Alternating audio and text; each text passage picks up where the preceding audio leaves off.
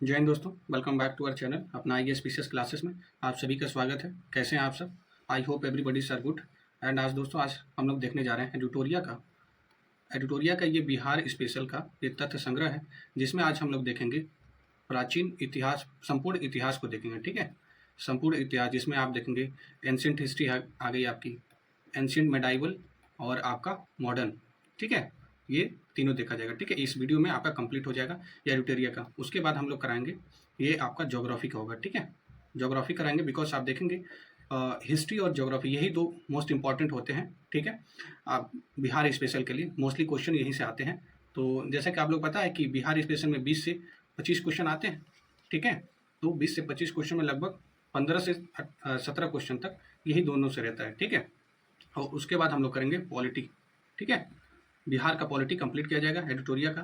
ठीक है, और लास्ट में मैं एक मास्टर वीडियो डाल दूंगा। ठीक है, जिसमें आप देखेंगे 3 से 4 घंटे के आसपास में आप पूरा एडिटोरिया बिहार संग्रह कंप्लीट कर सकते हैं। ठीक है दोस्तों, तो चलिए स्टार्ट करते हैं this wonderful session. And if you are new to this platform please do subscribe to our channel and let us move. जैसा कि आप देख रहे होंगे, बिहार का सामान्य परिचय भी इसके साथ देख लेंगे। ठीक है, और आपका बिहार का इतिहास में प्राचीन बिहार, मध्यकालीन बिहार और आधुनिक बिहार, ये तीनों आप देखेंगे इस वीडियो से आपका कंप्लीट हो जाएगा। ठीक है, एंड मोस्टली आप देखेंगे क्वेश्चन इसी से आएगा। ठीक है, अगर 10 क्वेश्चन आता है तो 8 से 9 लाने की क्षमता ये बुक रखता है। ठीक है, अगर आप देखेंगे पीवाईक्यू तो उसमें आपको ये सारी चीज़ें डिटेल्स देखने को मिलती है। जब हम बात करेंगे बिहार के भौगोलिक स्थिति की, जब हम बात करते हैं तो बिहार आपका उत्तर पूर्व भारत में स्थित है। ठीक है, और उत्तर पूर्व भारत में स्थिति के साथ साथ आप देखेंगे जो उत्तरी अक्षांश पे आपका 27 डिग्री 31 मिनट और 15 सेकंड आपका उत्तरी अक्षांश पे होता है। वहीं आप देखेंगे उत्तरी अक्षांश के साथ साथ आप अगर देखते हैं तो आपका उत्तरी अक्षांश में आपका क्या हो जाता है, ये 24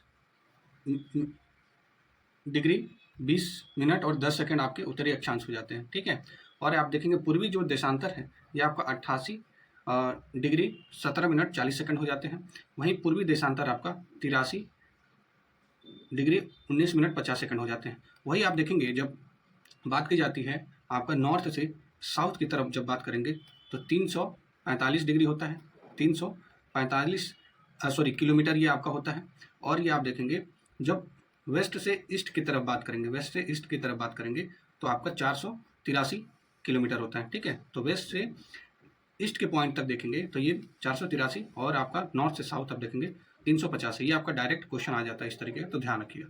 चलिए आगे बढ़ते हैं और इसमें देखते हैं कि आपका अक्षांशीय जो विस्तार है, अभी मैंने बताया आप लोग को 24 डिग्री 20 मिनट 10 सेकंड नॉर्थ से 27 डिग्री 31 मिनट 15 सेकंड नॉर्थ तक है। वही देशांतरीय जो विस्तार है आप देखेंगे आपका 83 डिग्री 19 मिनट 50 सेकंड ईस्ट से 88 डिग्री 17 मिनट 40 सेकंड आपका ईस्ट तक होता है। और राज्य की जो आकृति है ये आप देखेंगे आयताकार है। ठीक है, आयताकार, इसको ध्यान में रखेंगे। आइए देख लेते हैं इसमें बिहार आप देखेंगे कब दिल्ली दरबार से पृथक करके अलग प्रांत बना दिया गया था। ये 12 दिसंबर 1911 को ये दिल्ली दरबार से पृथक करके बिहार प्रांत बना दिया गया था। ये आपका देखेंगे लास्ट ईयर 70 बीपीएससी में यही क्वेश्चन पूछा था। ठीक है, याद रखिएगा। देखेंगे 22 मार्च 1912 को बिहार उड़ीसा सहित प्रांत गठन की अनुसूचना घोषणा की। ठीक है, 1 अप्रैल 1912 को बिहार उड़ीसा सहित प्रांत का गठन हुआ। ठीक है, 1 अप्रैल 1936 को बिहार एवं उड़ीसा अलग अलग राज्य बन गए। ठीक है, बिहार और उड़ीसा क्या हुए, अलग अलग राज्य बन गए।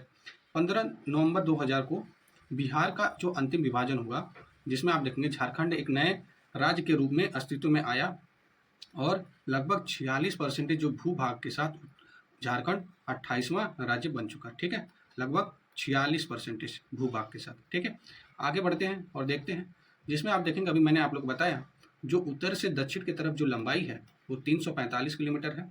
वहीं आप देखेंगे पूरब से पश्चिम की तरफ जो चौड़ाई है वो आपका 483 किलोमीटर है। समुद्र तल से जब ऊंचाई देखेंगे दोस्तों 173 फीट हो जाता है, लगभग आपका 53 मीटर। और जो औसत जो वर्षा है वो आपका क्या हो जाता है 112 सेंटीमीटर होता है। ठीक है, आपका बिहार में। वही आप देखेंगे जो प्रशासनिक जो विभाजन है ये आपका 9 प्रमंडल में क्या होता है, विभाजन होता है। और लगभग आपका ये आपका देखेंगे 38 जिला है। ठीक है, 38 जिला है बिहार में। जो 38वां जिला है ये आपका अरवल है। ठीक है, याद रखिएगा। 38वां जो जिला है वो आपका अरवल है। जो अनुमंडल हैं आपके 101 हैं, याद रखिएगा। अनुमंडल आपके 101 हैं। प्रखंड स अंचल ये आपके 534 है। पंचायत कितने हैं? 8067 है। नगर निगम आपका 19 है, और जो 19वां नगर निगम था वो आपका सहरसा है। ठीक है। जो नगर परिषद है आपका ये 88 है, और नगर पंचायत आपका 154 है, ये याद रखिएगा। बिहार की जो विधायिका है उसके बारे में देख लेते हैं। ठीक है। ये सामान्य परिचय है दोस्तों, सामान्य परिचय है आपका बिहार का। ठीक है। जिसमें आप देखेंगे बहुत सारी जो इंपॉर्टेंट तथ्य हैं यहीं पे आपको मिल जाते हैं। पुलिस जिला आप देखेंगे कितने हैं? 40 है। 38 जिलों के अतिरिक्त बगहा और नवगछिया पुलिस जिला है। ठीक है। ये 2 पुलिस जिला हैं बिहार के।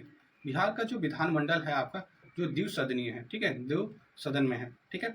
जो बिहार विधानसभा की जो सीटें हैं 243 हैं। विधान परिषद की जो सीटें हैं, ठीक है, उसकी संख्या 75 है। याद रखिएगा, इंपॉर्टेंट हो जाता है। लोकसभा की जो सीटों की संख्या है वो 40 है, और राज्यसभा की सीटों की संख्या आपका 16 है। विधानसभा में देखेंगे जो कुल आरक्षित सीटों की संख्या आपकी 40 हो जाती है। ठीक है दोस्तों, ये आप देखिएगा 1.5x पे देख लीजिएगा। ठीक है।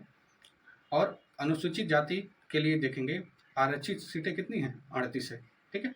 अनुसूचित जाति यानी एसटी के लिए, एससी के लिए, और अनुसूचित जनजाति के लिए जो आरक्षित सीटें हैं वो 2 ही हैं केवल मात्र, जो कटोरिया और मनिहारी, ये 2 आरक्षित सीटें हैं। ठीक है। एसटी का। ठीक है, याद रखिएगा। लोकसभा में जो अनुसूचित जाति हेतु आरक्षित सीटों की संख्या कितनी है? 6 हो गई है। कौन कौन से? गोपालगंज, हाजीपुर, समस्तीपुर, जमुई एवं सासाराम। ठीक है। ये 6 आप देखेंगे आरक्षित सीटों की संख्या हो गई है लोकसभा में। ठीक है। अनुसूचित जाति की बात कर रहा हूँ। ठीक है। ये आप देखेंगे आगे। पूर्व में आप देखेंगे, पूर्व में आपका पश्चिम से बंगाल राज्य बनता है। पूर्व पश्चिम बंगाल के साथ 3 जिले साझा करते हैं। कौन कौन से? आप देखेंगे किशनगंज, पूर्णिया और कटिहार। ये याद रखिएगा, किशनगंज, पूर्णिया और कटिहार। ठीक है, साझा करते हैं। वहीं आप देखेंगे जो पश्चिम में है, पश्चिम में आपका देखेंगे उत्तर प्रदेश राज्य है, जो 8 जिलों से सीमा साझा करता है। कौन कौन से हैं? रोहतास है, कैमूर, बक्सर, भोजपुर, सारण, सिवान, गोपालगंज, पश्चिमी चंपारण। ये आपके उत्तर प्रदेश से 8, ठीक है, 8 जिले हैं। और पश्चिम बंगाल से 3 जिले हैं। ठीक है। आइए राजकीय जो प्रतीक है उसको देख लेते हैं। राजकीय प्रतीक है आपका, राजकीय चिन्ह आपका बोधि ट्री हो जाता है। ठीक है, बोधि वृक्ष। प्रथम राजकीय भाषा आपकी हिंदी है, और द्वितीय राजकीय भाषा आपकी उर्दू हो जाती है। राजकीय वृक्ष आपका पीपल है। ठीक है, पीपल आपका राजकीय वृक्ष हो जाता है। राजकीय पुष्प आपका गेंदा हो जाता है। राजकीय पशु आपके बैल हो जाते हैं। ठीक है। 2013 से पहले रीछ था। ठीक है। राजकीय पक्षी आपका गौरैया हो जाती है, और 2013 से पहले ये क्या था? फाख्ता करके था। ठीक है। राजकीय जो मछली है वो मांगुर है। ठीक है, मांगुर मछली। अगला देखते हैं बिहार का राजकीय गीत कौन कौन सा है। मेरे भारत के कंठार, तुझको सत सत वंदन बिहार, ये बिहार का राजकीय गीत है। गीतकार कौन है? सत्यनारायण जी हैं। और जो संगीतकार हैं वो हरिप्रसाद चौरसिया और शिव कुमार शर्मा जी। ठीक है। इसकी मान्यता कब दी गई थी? 2012 में दी गई थी। बिहार सरकार का जो प्रार्थना गीत है क्या है? मेरी रफ्तार पर सूरज की किरण नाज करे। ठीक है, ये आपका बिहार का प्रार्थना गीत है। आगे हम बढ़ते हैं, देखते हैं दरभंगा जिला से कितने जिले लगे हुए हैं। 3 जिले, जैसे मधुबनी हो गया, दरभंगा हो गया, समस्तीपुर हो गया। कोसी से कौन? 3 लगे हैं, सहरसा, सुपौल, मधेपुरा। पूर्णिया से 4 जिले, अररिया, किशनगंज, पूर्णिया और कटिहार। ठीक है। पटना से 6 हैं, पटना, नालंदा, भोजपुर, बक्सर, कैमूर और रोहतास हो गया। मगध देखेंगे ये 5, जैसे गया हो गया, और आपका औरंगाबाद, नवादा, जहानाबाद, अरवल हो गया। मुंगेर का 6 जिले लगते हैं, जैसे मुंगेर हो गया, जमुई, लखीसराय, शेखपुरा, बेगूसराय और खगड़िया हो गया। भागलपुर से 2, जैसे आपका भागलपुर और बांका, ये 2 जिले हो गए। ठीक है। आइए देख लेते हैं बिहार के जो प्रमंडल हैं उसमें जिलों की संख्या कौन कौन सी है, ये याद रखिएगा। तो बिहार में आप देखेंगे, सबसे पहले चलते हैं प्रमंडल की बात करते हैं, तो तिरहुत प्रमंडल में, तिरहुत प्रमंडल में आपका पश्चिमी चंपारण आ जाता है, पूर्वी चंपारण, सीतामढ़ी, शिवहर, मुजफ्फरपुर और वैशाली। ठीक है। तो ये आपके हो जाते हैं 6 जिले। ठीक है, तिरहुत में। ठीक है, ये याद रखिएगा। वही दरभंगा जो प्रमंडल है, 9 प्रमंडल है, आप लोगों को पता है। 9 प्रमंडल में पहला एक तिरहुत है, दूसरा दरभंगा। देखते हैं दरभंगा में देखेंगे 3 जिले हैं। कौन कौन से? मधुबनी है, दरभंगा, समस्तीपुर। ठीक है। कोशी में, कोशी प्रमंडल में आपका देखेंगे कितने? आपके 3 जिले हैं, सुपौल, मधेपुरा, सहरसा। याद रखिएगा, प्रमंडल के साथ आपका पूछता है कौन कौन सा जिला उसके साथ लगता है। ठीक है। पूर्णिया जो है, पूर्णिया में आप देखेंगे यहाँ पे 4 जिले हैं, ठीक है, अररिया, किशनगंज, पूर्णिया और कटिहार, ठीक है, ये याद रखिएगा। सारण में आपका देखेंगे, सारण में आपके 3 जिले हो जाते हैं, कौन कौन से, गोपालगंज, सिवान और सारण हो जाते हैं। आइए पटना के बारे में देखते हैं। पटना प्रमंडल में आपका कितने, पटना प्रमंडल में आपके 6 जिले हो जाते हैं, जैसे आपका बक्सर हो गया, भोजपुर, पटना, नालंदा, कैमूर और रोहतास, ठीक है, ये याद रखिएगा। वहीं अब जब मगध प्रमंडल में देखेंगे तो मगध प्रमंडल में आपके 5 जिले हो जाते हैं, कौन कौन से, अरवल, जहानाबाद, नवादा, गया और औरंगाबाद, ठीक है।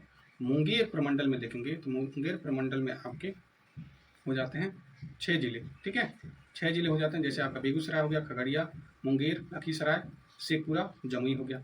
वहीं भागलपुर प्रमंडल की बात करें तो इसमें 2 केवल आते हैं, ठीक है, और इसमें कौन है, भागलपुर और बांका है, ठीक है। और दोस्तों जो ये आपका ईस्टर्न मोस्ट जो क्षेत्र लगता है आपके बिहार सॉरी वेस्ट बंगाल से, वो आपका देखेंगे कौन कौन से, इसको याद करने के लिए ईस्टर्न मोस्ट कौन कौन से बॉर्डर बनाते हैं, याद रखिएगा, किसानपुर का भागल बैंक, ऐसे याद करिएगा, किसानपुर, किसान से किशनगंज, पुर से पूर्णिया, किसानपुर, का से कटिहार और भागल से भागलपुर हो गया और बैंक से बांका हो गया, ठीक है, ऐसे करके याद कर लीजिएगा, एलिमिनेट हो जाएगा। आइए प्राचीन भारत के बारे में देख लेते हैं। सबसे अब इम्पोर्टेंट यहाँ पे लेक्चर स्टार्ट होता है, उसके पहले आप देखेंगे आपका बिहार के जो तथ्य थे जो इम्पोर्टेंट थे वो हम लोगों ने देख लिया था। बिहार का प्राचीन देख लेते हैं। बिहार के प्राचीन में आप देखेंगे 5 भागों में बांटा गया बिहार के प्राचीन के काल को, जैसे पाषाण काल हो गया, वैदिक काल हो गया, महाजनपद काल, मौर्य, गुप्त वंश, बौद्ध और जैन, ठीक है, ये आप देखेंगे बिहार के काल हो गए। प्राचीन बिहार के इतिहास के स्रोत देख लेते हैं। प्राचीन बिहार के इतिहास के स्रोत जो है, इतिहास को जानने के लिए 2 प्रकार के स्रोतों का उपयोग किया गया, जिसमें आप देखेंगे पुरातात्विक है और आपका साहित्यिक है, ठीक है। पुरातात्विक स्रोत में आप देख लेते हैं कौन कौन सा है, जैसे पूर्व ऐतिहासिक युग के लिए मुंगेर, चिरान ये आपका सारण जिला, चेचर आपका वैशाली, मनेर आपका पटना, सोनपुर आपका सारण से ताम्र प्रस्तर वस्तुएं और मृद भांड प्राप्त हुए थे, ये पुरातात्विक स्रोत हो गया। और मौर्यकालीन अभिलेख में ही देखेंगे लौरिया जो नंदनगढ़ और लौरिया अरिराज और रामपुरवा आदि स्थान से प्राप्त होता है, क्या, मौर्यकालीन अभिलेख, जो बराबर की गुफाएं राजगीर, नालंदा, पाटलिपुत्र, विक्रमशिला से प्राप्त स्मारक हैं, ठीक है, याद रखिएगा। और खुदाई से प्राप्त जो सिक्के हुए, मनके और मूर्तियां आदि प्रमुख क्या है, पुरातात्विक स्रोत हैं। साहित्यिक स्रोत देख लेते हैं। साहित्यिक स्रोत क्या है, इसमें आपका देखेंगे रामायण, महाभारत, पुराण और बौद्ध की जो रचनाएं हैं, जैसे अंगुत्तर निकाय हो गया, दीर्घ निकाय हो गया, विनय पिटक, जैन जो रचनाएं हैं उसमें भगवती सूत्र आदि प्रमुख साहित्यिक स्रोत है, ठीक है, याद रखिएगा। इसके अतिरिक्त आप देखेंगे यात्रियों ने भी कुछ विवरण दिया, जैसे मैगस्तीन इंडिका, फायान, इत्सिंग और हेनसांग के यात्रा का वृत्तांत इसमें साहित्यिक स्रोत में मिलता है। कौटिल्य के अर्थशास्त्र और स्थानीय लेखकों के विवरण से आप देखेंगे प्राचीन बिहार के इतिहास की जो विस्तृत जानकारी मिलती है, ठीक है। अगला हम बढ़ते हैं, पाषाण काल देख लेते हैं। पूरा पाषाण काल में देखेंगे, इस काल में मानव जो आखेटक और खाद्य संग्राहक था, ठीक है, मानव आखेटक और खाद्य संग्राहक था। और इसी में देखेंगे दक्षिण बिहार में आप देखेंगे मुंगेर से छोटे आकार के तेज धार वाले औजार प्राप्त होते हैं, और ये अवशेष लगभग 40,000 से 10,000 ईसा पूर्व के हैं, ठीक है। नवपाषाण काल में देख लेते हैं। नवपाषाण काल में, इस काल में देखेंगे मानव खाद्य उत्पादन हो गया था और मानव बस्तियों में निवास करने लगे थे, ठीक है, यानी निवास करने लगे थे और मानव खाद्य का उत्पादन भी हो चुका था। नवपाषाण काल में देखेंगे अवशेष बिहार के मैदानी भाग से प्राप्त हुआ है। चिरान जो है सारण, चेचर, वैशाली, मनेर, पटना और सनुआर, रोहतास से आपका देखेंगे पत्थर हड्डियों के औजार प्राप्त हुए हैं, ठीक है। जैसे आप लोग को पता है कि पहले जो शिकार करने के लिए पत्थर और हड्डियों को शार्प करके उसको औजार बनाया जाता था ताकि शिकार कर सके लोग, ठीक है। कैमूर की जो पहाड़ियां हैं, नवादा, जमुई से गुफा चित्र प्राप्त हुए हैं, और ये अवशेष आप देखेंगे 2500 ईसा पूर्व के हैं, ठीक है, कितने, 2500 ईसा पूर्व के। आइए ताम्र पाषाण काल के बारे में देख लेते हैं। चिरांद हो गया, सोनपुर, ताराडीह, चेचर, मनेर, जो सनुआर आदि से ताम्र पाषाण काल के अवशेष मिले हैं, ठीक है। इस काल में देखेंगे पत्थर के औजार के अतिरिक्त ताम्र उपयोग के प्रमाण मिले हैं, ठीक है, ताम्र उपयोग के प्रमाण मिले हैं। ये अवशेष आपके 1000 ईसा पूर्व के हैं, ठीक है। आइए वैदिक काल के बारे में जान लेते हैं। वैदिक काल में आप देखेंगे आर्यों द्वारा स्थापित सभ्यता को वैदिक सभ्यता कहा गया है, क्योंकि इस सभ्यता का इतिहास वेदों पर आधारित था, ठीक है, वेदों पर, ठीक है। आपके 3 वेद है ना, ऋग्वेद, यजुर्वेद और सामवेद, ठीक है, तो इस पर आधारित है, ठीक है। और दोस्तों एंशियंट हिस्ट्री आपका कंप्लीट, जो भारत की एंशियंट हिस्ट्री है आपके अपना IAS क्लासेस के चैनल पे कंप्लीट हो चुका है। ये YCT मैगजीन का कराया गया है, जो यूथ पब्लिकेशन का है। बहुत ही अच्छा लेक्चर है, आप जाके वीडियो के प्लेलिस्ट से देख सकते हैं, ठीक है, कंप्लीट हिस्ट्री के नाम से होगा, ठीक है। आगे हम बढ़ते हैं। वैदिक सभ्यता को 2 वर्गों में विभाजित किया गया। कौन कौन? ये पूर्व वैदिक काल 1500 से 1000 ईसा पूर्व, उत्तर वैदिक काल 1000 से 600 ईसा पूर्व, ठीक है। तो आइए पूर्व वैदिक काल में देख लेते हैं। ऋग वैदिक सभ्यता का विस्तार बिहार क्षेत्र में नहीं था, ठीक है, बिहार के क्षेत्र में नहीं था। उत्तर वैदिक काल में देखेंगे आर्यों का विस्तार गंडक नदी के तट तक बिहार के क्षेत्र में हुआ था। कहाँ तक? गंडक नदी के तट तक। आइए देख लेते हैं महाजनपद जो काल है उसके बारे में देख लेते हैं। महाजनपद काल ये 6ठी शताब्दी ईसा पूर्व में अंगुत्त निकाय और भगवती सूत्र से 16 महाजनपद, 16 महाजनपदों की जानकारी मिलती है, जिसमें 3 जो महाजनपद है ना वो बिहार में थे, ठीक है। 16 में से 3 थे, ठीक है, याद रखिएगा। जिसमें पहला है वज्जी जो लिच्छवी थी, वैशाली जो मुजफ्फरपुर के क्षेत्र में आता है। दूसरा आपका मगध हो जाता है, मगध आपका पटना, गया, नालंदा का क्षेत्र में आता है। अंग जो है ये भागलपुर, मुंगेर क्षेत्र में आता है, ठीक है। ये 3 आपके महाजनपद हैं, ठीक है। तो आइए वज्जी के बारे में जान लेते हैं, ठीक है। वज्जी संघ महाजनपद के बारे में जान लेते हैं। ये 8 राज्यों का संघ, ठीक है, अटकुल था, ठीक है, याद रखेंगे। अट्ठाकुल जैसे आपका वज्जी, लिच्छवी, ग्रात्रिक, विदेह, उग्र, भोग, कुरु और इक्ष्वाकु। इस संघ के 8 जनपद थे। वज्जी संघ में आप देखेंगे सबसे प्रसिद्ध क्या कौन सा था? लिच्छवी जनपद था, ठीक है। लिच्छवी की राजधानी आप देखेंगे वैशाली थी। वैशाली नगर की स्थापना राजा विशाल ने की थी, ठीक है। और लिच्छवी के अतिरिक्त देखेंगे मिथिला के विदेह और कुंडग्राम के ग्रात्रिक वज्जी संघ के प्रमुख जनपद थे, ठीक है। आगे बढ़ते हैं। वज्जी संघ अब लिच्छवी को विश्व के प्रथम गणतंत्र की संज्ञा दी गई है। किसको? लिच्छवी को, वज्जी के लिच्छवी को विश्व के प्रथम गणतंत्र की संज्ञा दी गई है, ठीक है। आगे बढ़ते हैं। मगध जो जनपद है उसको देखते हैं। मगध जनपद आप देखेंगे राजनीतिक, आर्थिक और भौगोलिक कारण से सभी जनपदों में सबसे अधिक शक्तिशाली कोई था तो आपका मगध महाजनपद था। मगध की जो प्रारंभिक राजधानी क्या थी? राजगृह थी और यह 5 पहाड़ियों से घिरा हुआ नगर था, ठीक है। अब मगध का विस्तार मुख्यतः पटना से गया क्षेत्र में था, ठीक है। और मगध और अंग महाजनपद का वर्णन सर्वप्रथम अथर्ववेद में मिलता है। किसमें? अथर्ववेद में, ठीक है। आगे बढ़ते हैं। मगध की जो स्थापना है बृहद्रथ ने की थी और जो बृहद्रथ का जो पुत्र जरासंध इस वंश का सबसे प्रसिद्ध शासक था। जरासंध को भीम ने द्वंद्व युद्ध से पराजित कर उसका वध कर दिया था और इसका वर्णन महाभारत में मिलता है। किस में मिलता है? महाभारत में मिलता है, ठीक है, याद रखिएगा। एंड आगे बढ़ते हैं। मगध का जो प्रारंभिक राजधानी राजगृह 5 पहाड़ियों से घिरा एक सुरक्षित क्षेत्र था। मगध उर्वर भूमि, नदियों की जो उपलब्धता, खनिज एवं वन संसाधन की उपलब्धता के कारण आर्थिक रूप से काफी संपन्न क्षेत्र था।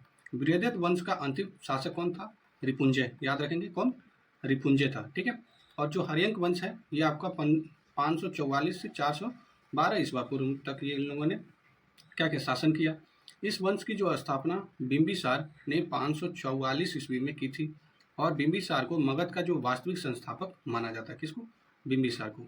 और बिंबिसार ने विवाह नीति द्वारा साम्राज्य विस्तार को प्रशय दिया और उसकी जो पहली पत्नी कौशल देवी कोसला की राजकुमारी थी। इस विवाह से आप देखेंगे उसे दहेज में काशी का क्षेत्र प्राप्त हुआ था, ठीक है, काशी का क्षेत्र। और उसकी जो दूसरी पत्नी छेलना थी, छेलना लिच्छवी के राजा चेटक की पुत्री थी, ठीक है।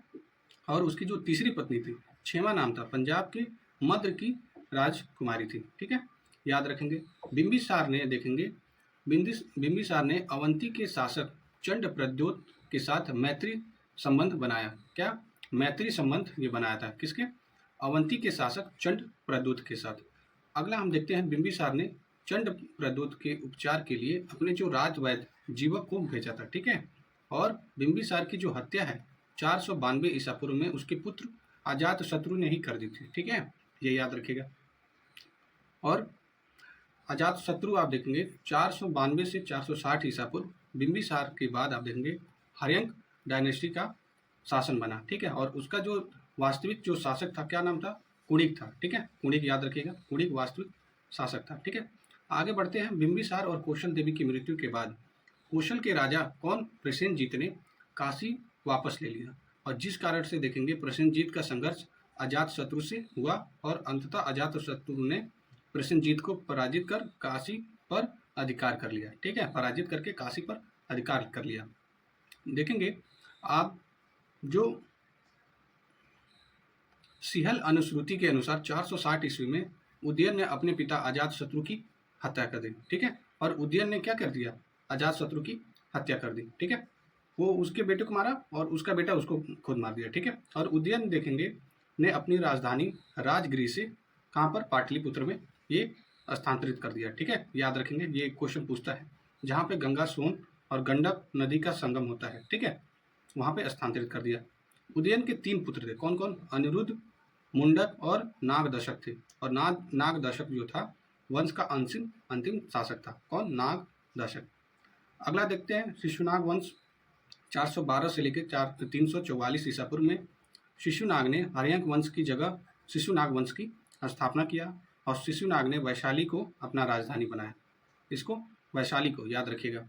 और शिशुनाग ने आप देखेंगे अवंती के राजा अवंतीवर्धन को पराजित कर अवंती को मगध में मिला लिया था, ठीक है। और उसके बाद देखेंगे जो शिशुनाग ने वत्स कौशाम्बी को भी मगध में मिला लिया था, ठीक है, शामिल कर लिया था। अगला देखते हैं इसमें 394 ईसा पूर्व में देखेंगे शिशुनाग की जो मृत्यु के बाद काल अशोक, कौन, काल अशोक मगध का शासक बना और पुराणों में उसे काकवड़ कहा जाता है। क्या कहा जाता है, काकवड़ कहा जाता है। आगे देखते हैं काल अशोक के समय मगध की जो राजधानी थी पुनः पाटलिपुत्र हो गई, ठीक है। क्या हो गई, पुनः पाटलिपुत्र हो गई। और काल अशोक ने 383 ईस्वी में वैशाली की जो द्वितीय बौद्ध संगीति हुई थी उसका आयोजन काल अशोक ने कराया था। द्वितीय को कराया था, तीसरा जो अशोक के कराया था, अशोक के द्वारा, ठीक है। अगला देखते हैं काल अशोक की मृत्यु के बाद देखेंगे उसके 10 पुत्रों ने शासन चलाया और शिशुनाग वंश का जो अंतिम जो शासक था क्या था, नंदी वर्धन नाम था, ठीक है, याद रखेंगे। अब नंद वंश देख लेते हैं, ठीक है। नंद वंश में आप देखेंगे 344 से लेकर 324 ईसा पूर्व में महापद्मनंद ने 344 ईसा पूर्व में शिशुनाग वंश की को समाप्त कर नंद वंश की स्थापना किया और महापद्मनंद ने एक राट और एक छत्र की उपाधि धारण की, कौन, महापद्मनंद ने। और पाली ग्रंथों में मिलता है आपको महापद्मनंद को उग्रसेन भी कहा जाता है, ठीक है, कहा गया है। और पुराणों में देखेंगे उसे परशुराम का दूसरा अवतार भी बताया गया, पुराण में परशुराम का दूसरा अवतार बताया गया, ठीक है, महापद्मनंद को, ठीक है। आगे देखते हैं धनानंद ने अपनी दरबार में विद्वान जो ब्राह्मण चाणक्य को अपना अपमान किया था और चाणक्य ने चंद्रगुप्त मौर्य की जो सहायता से आप देखेंगे धनानंद की हत्या कर दी थी, ठीक है। और नंद वंश के पतन के बाद चंद्रगुप्त मौर्य ने के नेतृत्व में मौर्य वंश की स्थापना हुई थी, ठीक है। और मौर्य वंश के बारे में देख लेते हैं जो 321 से लेकर 184 ईसा पूर्व था, ठीक है। और चंद्रगुप्त मौर्य ने 321 से 298 ईसा पूर्व तक शासन किया। और जस्टिन और स्ट्रेबो ने चंद्रगुप्त मौर्य को क्या किया, चंद्रोकोट्स कहा, और जिसकी पुष्टि विलियम जोन्स ने की, ठीक है, विलियम जोन्स ने की। और प्लूटार्क और एरियन ने चंद्रगुप्त मौर्य को क्या किया, एंड्रोकोटस के रूप में चिन्हित किया, ठीक है, याद रखना मोस्ट इंपॉर्टेंट है। आगे हम बढ़ते हैं। चंद्रगुप्त मौर्य के गुरु चाणक्य कौटिल्य थे और उसकी सहायता से ही आप देखेंगे चंद्रगुप्त मौर्य ने 321 ईस्वी में मौर्य वंश की स्थापना की थी। कब, 321 ईस्वी में। और चंद्रगुप्त मौर्य ने 305 ईस्वी में सिकंदर के उत्तराधिकारी सेल्यूकस निकेटर के साथ युद्ध किया और युद्ध के बाद संधि में चंद्रगुप्त मौर्य को काबुल, कंधार, मकरान और हेरात का क्षेत्र प्राप्त हुआ। बदले में चंद्रगुप्त ने सेल्यूकस को 500 हाथी उपहार दिए थे, ठीक है, कितने, 500 हाथी। उस युद्ध के बाद देखेंगे चंद्रगुप्त मौर्य का विवाह यूनानी राजकुमारी हेलेन कार्नेलिया से हो चुका था जो सेल्यूकस की पुत्री से हुआ था, ठीक है। सेल्यूकस ने जो चंद्रगुप्त मौर्य के दरबार में राजदूत मेगास्थीन को भेजा और मेगास्थीन ने इंडिका की रचना की। इंपॉर्टेंट है, कई बार आप देखेंगे PYQ इससे आ चुका है, ठीक है। और चंद्रगुप्त मौर्य ने साम्राज्य का विस्तार और उत्तर में हिंदू कुश पर्वत ईरान तक, दक्षिण में आप देखेंगे कर्नाटक तक और पश्चिम में आपका सौराष्ट्र तक क्या था, आपका विस्तृत था, ठीक है, याद रखिएगा। चंद्रगुप्त मौर्य के शासन के अंतिम वर्षों में देखेंगे मगध के 12 वर्षों का जो भीषण अकाल पड़ा, ठीक है, कितने, 12 वर्षों तक। और साथ में देखेंगे चंद्रगुप्त ने अपनी राजगद्दी त्याग कर श्रवणबेलगोला कर्नाटक में चंद्रगिरी पर्वत पर तपस्या करने चला गया। और चंद्रगुप्त मौर्य जैन धर्म को मानता था। क्या? चंद्रगुप्त मौर्य ने जैन धर्म को मानता था।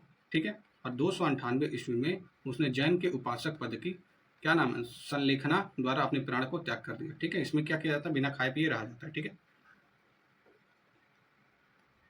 बिंदुसार ने तक्षशिला में हुए विद्रोह को दबाने के लिए अपने पुत्र अशोक को भेजा था। ठीक है। अब बिंदुसार ने आजीवक संप्रदाय का अनुयायी था। ठीक है। आजीवक याद रखेंगे। अशोक के बारे में देख लेते हैं, जो 269 से लेकर 232 ईसा पूर्व तक शासन किया। और बिंदुसार की मृत्यु के 4 वर्ष बाद ही अशोक मौर्य वंश की गद्दी पर बैठ गया। इसके पूर्व आप देखेंगे उज्जैन का क्या था? राज्यपाल था। याद रखेंगे कहाँ का? उज्जैन का।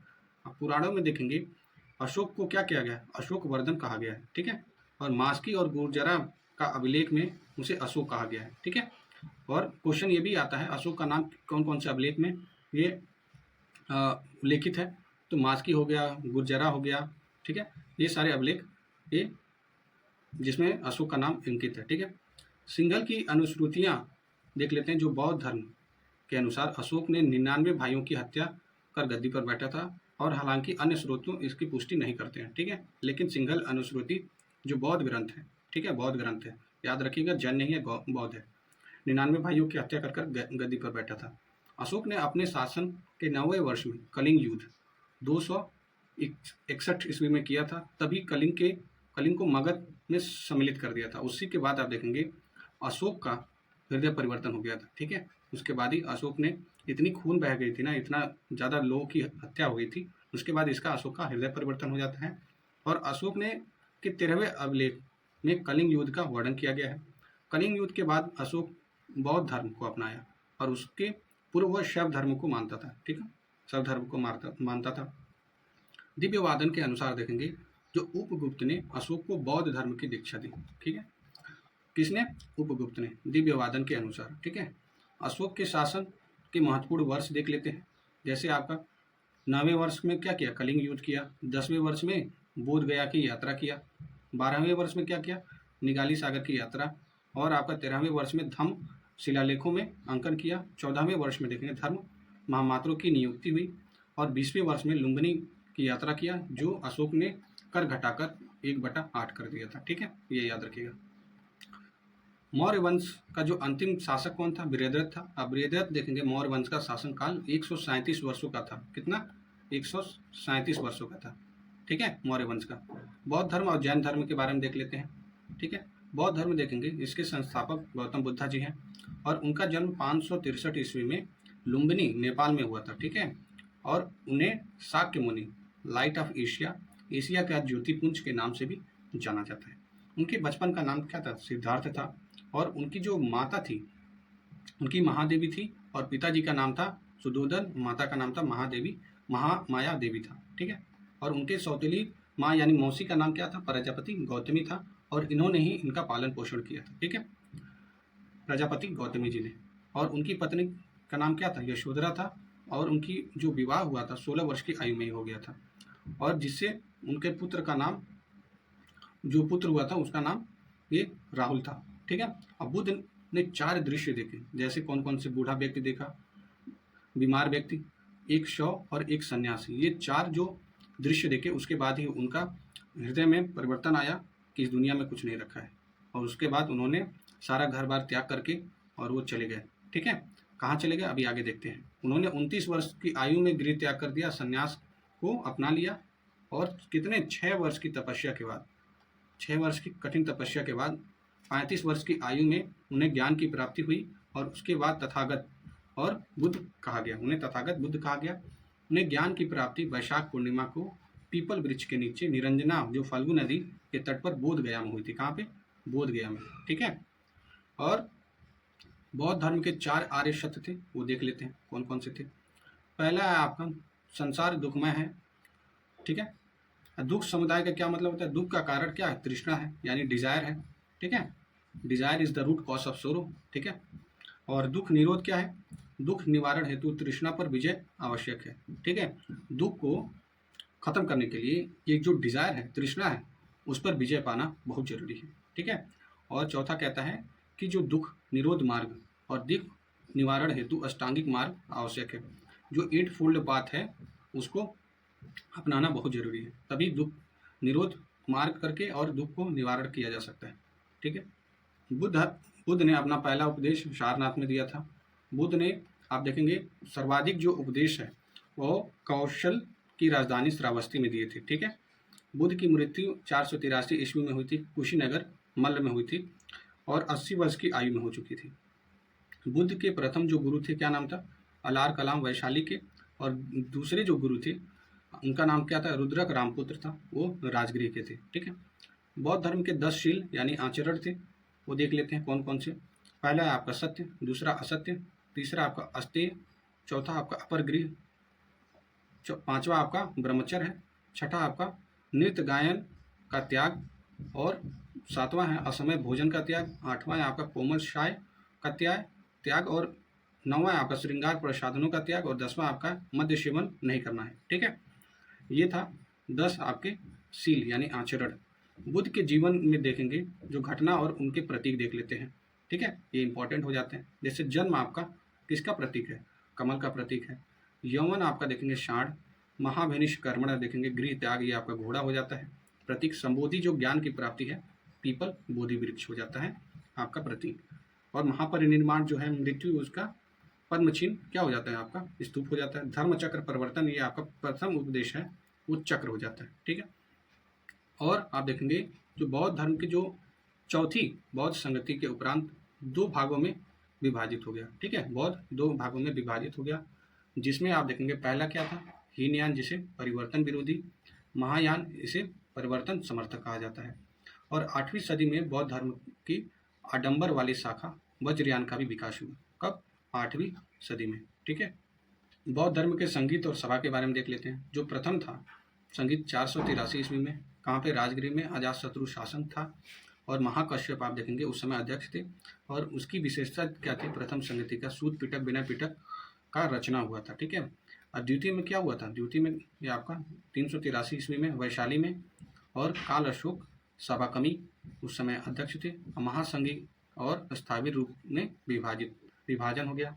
तीसरा जो है, तीसरा 251 ईस्वी में पाटलिपुत्र अशोक उस समय शासक थे, और अध्यक्ष कौन था? मोगालीपुत्र तिश।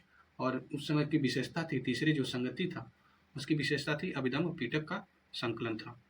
चतुर्थ में देख लेते हैं। चतुर्थ प्रथम शताब्दी में हुआ था, जो आपका कुंडल वन कश्मीर में जो है, उस समय शासक कनिष्क थे, और वाशुमित्र आपके अध्यक्ष थे, और महायान और हीनयान में ही विभाजन हो गया। ठीक है, याद रखिएगा। और स्थान याद रखने के लिए दोस्तों मैं बता दूं, ये एक ट्रिक है, रा वा पा का। ठीक है। रा से राजगिरी, वा से वैशाली, पी से पाटलिपुत्र, के से कश्मीर हो जाएगा। ठीक है, याद रखिएगा। और शासक अजातशत्रु के बाद काल अशोक है, फिर अशोक है, काल अशोक के बाद अशोक है, और चौथा आपको याद ही रहेगा कनिष्क। ठीक है, ये याद रखिएगा। अगला हम बढ़ते हैं। बौद्ध धर्म के जो परम लक्ष्य है क्या है? निर्वाण की प्राप्ति है। बुद्ध के पुनर्जन्म की जो कथा है जातक कथा में मिलती है। चैत्य क्या है? बौद्ध धर्म का पूजा का घर चैत्य बोला जाता है। स्तूप क्या बोला जाता है? बौद्ध धर्म के पवित्र अवशेषों का संग्रहण स्थल है। ठीक है। और विहार क्या है? बौद्ध भिक्षुओं का जो निवास स्थान होता है उसे विहार कहा जाता है। और इसी के नाम पर देखेंगे अपने बिहार का नाम भी पड़ा था। ठीक है।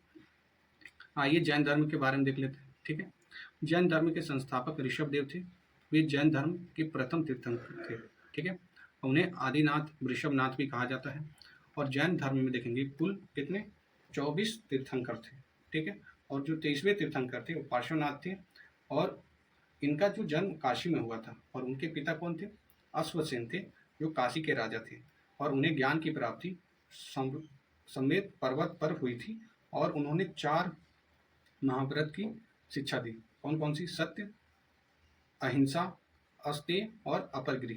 ये 4 महाव्रत की इन्होंने शिक्षा दी। ठीक है। और उनकी जो माता थी त्रिशला लिच्छवी गणराज्य की राजकुमारी थी। और उनकी जो पत्नी का नाम क्या था? ये यशोदा था। ठीक है। मैं 24वें तीर्थंकर की बात कर रहा हूँ। ठीक है। महावीर। ठीक है। महावीर जी के बारे में बात कर रहे हैं। ठीक है। और पुत्री का नाम क्या था? प्रियदर्शनी था। ठीक है। और उनके जो दामाद का नाम क्या था? जमाली था। ठीक है। और यही दामाद आप देखेंगे पहला जैन एक डिसिपल बनता है, ठीक है। उन्होंने 30 वर्ष की आयु में गृह त्याग किया और 12 वर्ष के कठोर तप के बाद 42 वर्ष में उन्हें कैवल्य यानी ज्ञान की प्राप्ति क्या हुई? जिरम्भिक ग्राम की ऋजुपालिका नदी के तट पर साल वृक्ष के नीचे हुई थी। वहीं जब गौतम बुद्ध जी के बारे में बात करेंगे तो उनका जो ज्ञान था ये 35 वर्ष में हुआ था और उन्होंने 6 वर्ष तक कठोर तपस्या किया था, ठीक है। जैन धर्म के 3 रत्न हैं, याद रखेंगे, इंपॉर्टेंट है। सम्यक दर्शन, सम्यक ज्ञान, सम्यक आचरण, ठीक है। और जैन धर्म के जो 5 महाव्रत हैं कौन कौन से? सत्य, झूठ नहीं बोलना है, अहिंसा, हिंसा नहीं करना है, आस्तेय, चोरी नहीं करना है, अपरगृह आपका जैन धर्म का धन का संग्रह नहीं करना है, ब्रह्मचर्य आपका इंद्रियों का को वश में करना है, ठीक है। आगे हम बढ़ते हैं। 5वां जो महाव्रत है, जो ब्रह्मचर्य, महावीर स्वामी जी के द्वारा ये प्रतिपादित किया गया था, ठीक है। और अनेकांतवाद जो शादवाद होता है, सप्तभंगी ज्ञान का संबंध जैन धर्म से है, ठीक है। महावीर स्वामी ने अपना जो पहला उपदेश का राजगृह में दिया। जैन धर्म के तीर्थंकर और उनके प्रतीक देख लेते हैं। प्रथम तीर्थंकर देखेंगे वो कौन? ऋषभदेव, उनका जो प्रतीक था बैल ऋषभ था। दूसरा जो है तीर्थंकर ये अजितनाथ, ये हाथी। 23वें आपके देखेंगे पार्श्वनाथ, सर्प इनका प्रतीक। और 24वें आप देखेंगे महावीर स्वामी, इनका प्रतीक सिंह था, ठीक है। महावीर स्वामी के हत्या 12वें जो तीर्थंकर वासु पूज्य का जन्म बिहार में ही हुआ था, ठीक है, याद रखेंगे। यहाँ पे आपका ये कट चुका है तो थोड़ा इसको मैं बता देता हूँ। जो फर्स्ट जो संगति थी, संगतियाँ जो सभा थी, ये आपका वर्ष आपका कब हुआ था? 310 ईसा पूर्व में हुआ था। और ये कौन सी जगह पे? ये आपका हुआ था पाटलिपुत्र पे, ठीक है, पाटलिपुत्र में हुआ था। और ये उस समय जो शासक थे, शासक उस समय कौन था?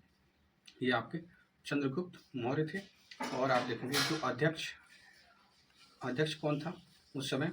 ये आपके स्थूल भद्र, ये आपके कौन थे? ये अध्यक्ष थे। और उस समय जो विशेषता थी आपकी,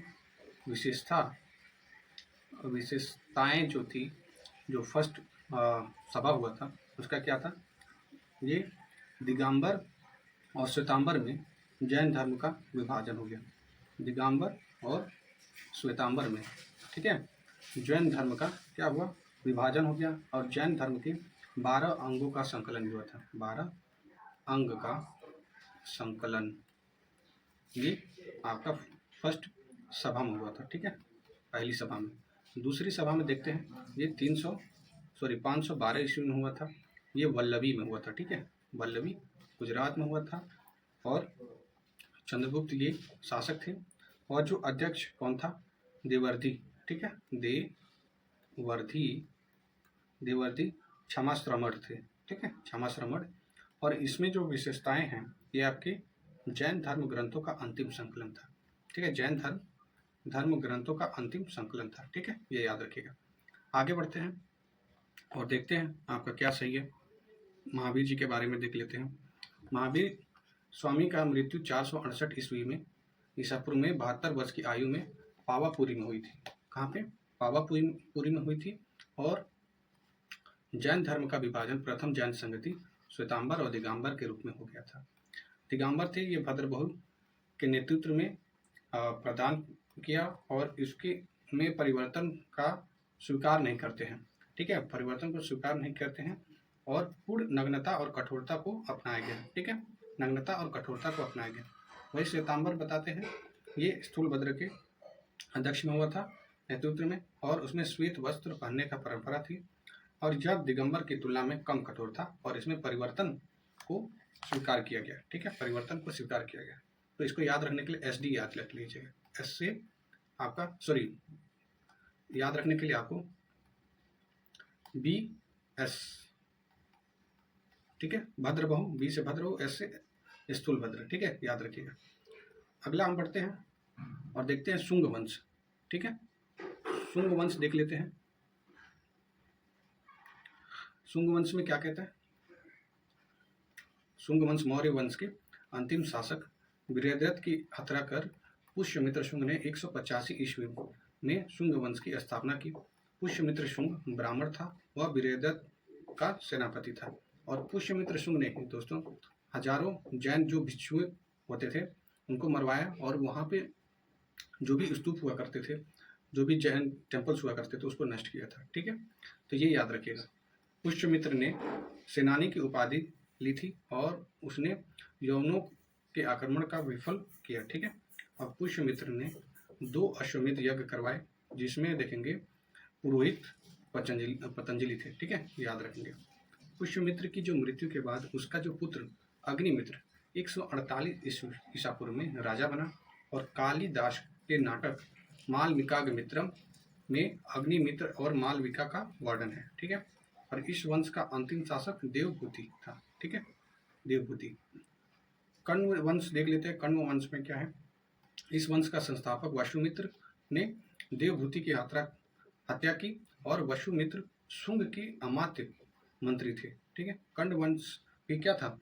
ये ब्राह्मण वंश का था। ठीक है, कण्व जो वंश भी ब्राह्मण वंश का था, और इस वंश का जो अंतिम जो शासक था उसका क्या नाम था? सुशर्मा था। ठीक है, अंतिम जो शासक था सुशर्मा था, और शतवाहन वंश की स्थापना सिमुक ने सुशर्मा की हत्या कर कण्व वंश का अंत कर दिया था। ठीक है, कण्व वंश का अंत कर दिया था। आगे हम बढ़ते हैं, देखते हैं। आपका आता है कुषाण वंश। कुषाण वंश में देखेंगे भारत में आने वाले विदेशियों में कुषाण सबसे अंतिम थे, और विदेशियों के आने का जो क्रम है हिंद, यूनानी, शक, पल्लव और आपके कुषाण, याद रखिएगा। ठीक है, हिंद, यूनानी, शक, पल्लव और कुषाण थे।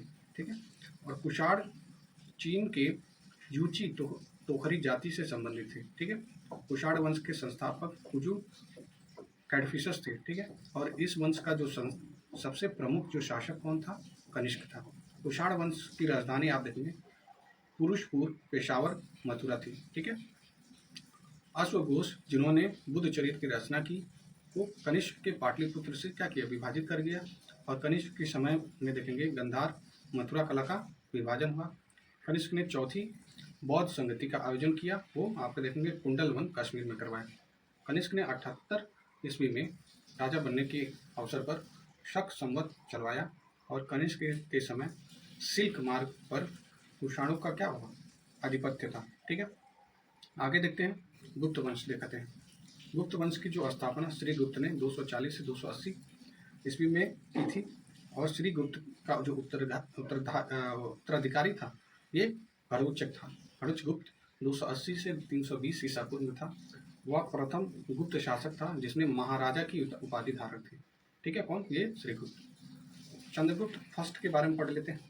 ये 320 से 335 ईस्वी तक लगभग आप देखेंगे 15 वर्ष तक इसने शासन किया, और गुप्त वंश का जो वास्तविक संस्थापक चंद्रगुप्त प्रथम को ही माना जाता है। ठीक है, और उन्होंने 320 में गुप्त संवत चलाया, और चंद्रगुप्त प्रथम ने लिच्छवी की जो राजकुमारी कुमार देवी से क्या किया? विवाह किया, और प्रथम गुप्त शासक था जिसने महाधीराज की उपाधि धारण की। महाराजा धीराज की उपाधि धारण की कौन? चंद्रगुप्त प्रथम है। आइए समुद्रगुप्त के बारे में पढ़ लेते हैं, देखते हैं। समुद्रगुप्त 335 ईस्वी से 375 ईस्वी तक। ठीक है, ये लगभग 40 वर्षों तक ये शासन किया, और इतिहासकार जो स्मिथ ने चंद्रगुप्त को भारत का नेपोलियन कहकर संबोधित किया। कौन? स्मिथ, जो इतिहासकार थे। ठीक है, समुद्रगुप्त ने परक्रामकांक और अप्रतिरथ आदि की उपाधि धारण की थी। ठीक है, और चंद्रगुप्त ने अभियानों की जो चर्चा हरिश्चंद्र द्वारा रचित प्रयाग प्रशस्ति से मिलती है, और उसने उत्तर पथ के 9 राजाओं तथा दक्षिण पथ के 12 राजाओं को पराजित किया। ठीक है, और समुद्रगुप्त को कविराज भी कहा जाता है। समुद्रगुप्त को कविराज भी कहा जाता है। आगे बढ़ते हैं।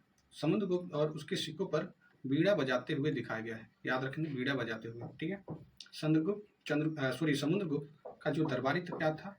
हरिश्चंद्र था, और समुद्रगुप्त वैष्णव धर्म को मानता था, और समुद्रगुप्त द्वारा अश्वमेध यज्ञ कराने के प्रमाण भी मिले थे। समुद्रगुप्त के बाद 375 ईस्वी में रामगुप्त के राजा बनने का साक्ष्य मिलता है, लेकिन उसके अयोग्य होने के कारण चंद्रगुप्त सेकंड ने उसकी हत्या कर स्वयं को राजा घोषित कर दिया। ठीक है, और चंद्रगुप्त सेकंड देखते हैं 375 से 415 ईस्वी तक इसने शासन किया ये। और आप देखेंगे चंद्रगुप्त सेकंड ने शकों को पराजित किया, ठीक है, 389 में। और विक्रमादित्य की उपाधि धारण की, कौन? चंद्रगुप्त मौर्य ने, ठीक है, चंद्रगुप्त सेकंड ने, ठीक है। और चंद्रगुप्त सेकंड ने ही आप देखेंगे देवगुप्त, देवराज और देवश्री आदि उपाधि धारण की थी। चंद्रगुप्त सेकंड ने ही ध्रुव देवी और कुबेर नाग से विवाह किया, और कुबेर नाग से उत्पन्न जो पुत्री, क्या नाम था, प्रभावती गुप्त, का विवाह वाकाटक नरेश रुद्रसेन द्वितीय के साथ कर दिया था, ठीक है। और रुद्रसेन की मृत्यु के बाद प्रभावती ने अपने अल्पवयस्क पुत्र संरक्षिका के रूप में शासन किया, और उस दौरान प्रभावती ने चंद्रगुप्त सेकंड की सहायता से गुजरात और काठियावाड़ पर विजय प्राप्त की। चीनी यात्री फाहियान चंद्रगुप्त सेकंड के समय भारत आया था, और फाहियान भारत में 14 वर्षों तक रहा था, ठीक है, 14 वर्षों तक। और चंद्रगुप्त सेकंड को देखेंगे मेहरौली जो लौह स्तंभ में चंद्र के नाम से संबोधित किया गया है। मेहरौली लौह स्तंभ चंद्रगुप्त सेकंड को का माना जाता है, ठीक है, चंद्रगुप्त सेकंड का माना जाता है। और चंद्रगुप्त सेकंड ने ही के 9 रत्न थे, जिसमें आप देखें कालिदास, धन्वंतरी, अमर, वारामिहिर, शंकु, वेताल भट्ट और घटक कर्पण, छड़पक, छपड़क और आपके भारुची, ये आपके 9 रत्न थे चंद्रगुप्त सेकंड के। कुमारगुप्त देख लेते हैं। कुमारगुप्त ने 415 से 455 ईस्वी तक शासन किया, लगभग 40 साल तक। और चंद्रगुप्त सेकंड और ध्रुव देवी का पुत्र कुमारगुप्त 415 में क्या बना, शासक बना। और नालंदा विश्वविद्यालय की स्थापना कुमारगुप्त के समय में हुई थी। और गुप्त शासन में देखेंगे नालंदा विश्वविद्यालय की शिक्षा का प्रमुख केंद्र था। बाद में बौद्ध धर्म की शिक्षा का सबसे प्रमुख केंद्र भी बन गया था आपका नालंदा विश्वविद्यालय। आइए स्कंदगुप्त के बारे में देख लेते हैं। स्कंदगुप्त ने 455 ईसा पूर्व से 467 ईस्वी तक शासन किया। और मध्य एशिया की बर्बर जाति जो हुणों का आक्रमण स्कंदगुप्त के समय में हुआ था, किसके? स्कंदगुप्त के समय में हुआ था हुणों का आक्रमण। और स्कंदगुप्त ने हुणों को पराजित कर दिया था और भारत से बाहर खदेड़ दिया। और इसका वर्णन किसमें? जूनागढ़ अभिलेख में मिलता है। किसमें? जूनागढ़ में। अभिलेख बहुत आपके इंपॉर्टेंट होते हैं, याद रखिएगा, ठीक है। और अभिलेखों में देखेंगे हुणों को क्या बोला गया? मलेच्छ कहा गया, ठीक है। स्कंदगुप्त ने चंद्रगुप्त मौर्य द्वारा निर्मित सुदर्शन झील का क्या किया? पुनरुद्धार किया, ठीक है, दोबारा बनवाया। और स्कंदगुप्त ने ही शक्रादित्य की उपाधि धारण की। किसकी? शक्रादित्य की। गुप्त वंश का जो अंतिम शासक कौन था? विष्णुगुप्त था। और गुप्त वंश के साथ मगध वंश का भी अंत हो गया। इतिहास वी.एस. स्मिथ सांस्कृतिक उपलब्धियों के कारण गुप्त वंश को स्वर्ण युग की संज्ञा दी जाती है, ठीक है, स्वर्ण युग, जो सांस्कृतिक उपलब्धि होने के कारण। और पाल वंश देख लेते हैं। पाल वंश देखेंगे। पाल वंश का जो स्थापना गोपाल 750 ईस्वी में की था। और गोपाल ने जो अदुंतपुरी विश्वविद्यालय की स्थापना बिहार शरीफ में की थी, अदुंतपुरी। और इस वंश का जो सबसे प्रमुख शासक कौन था? धर्मपाल था। धर्मपाल ने ही विक्रमशिला विश्वविद्यालय भागलपुर की स्थापना किया। और सोमपुर महाविहार वर्तमान में बांग्लादेश में है, इसका भी निर्माण धर्मपाल ने ही करवाया था, ठीक है।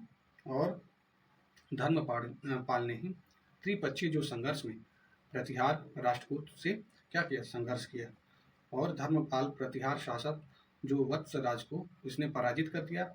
और उसके बाद पराजित करने के बाद धर्मपाल ने राष्ट्रकूट शासक ध्रुव और प्रतिहार शासक वत्सराज को भी पराजित कर दिया, ठीक है। और उसने कुछ समय के लिए कन्नौज पर अधिकार भी किया था। किस पर? कन्नौज पर।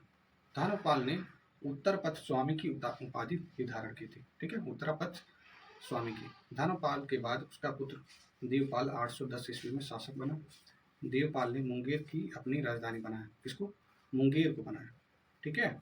और देवपाल ने जावा इंडोनेशिया की शैलेंद्र वंशी शासक बालपुत्र देव को नालंदा में बिहार बनवाने के लिए 5 गांव दान किए थे, ठीक है। कौन? देवपाल ने। देवपाल के बाद विग्रहपाल, महिपाल, रामपाल, ये सारे शासक शासन किए, ठीक है। और पाल कालीन फांसी की जो मूर्तियां हैं अपनी कलात्मक के लिए क्या थी?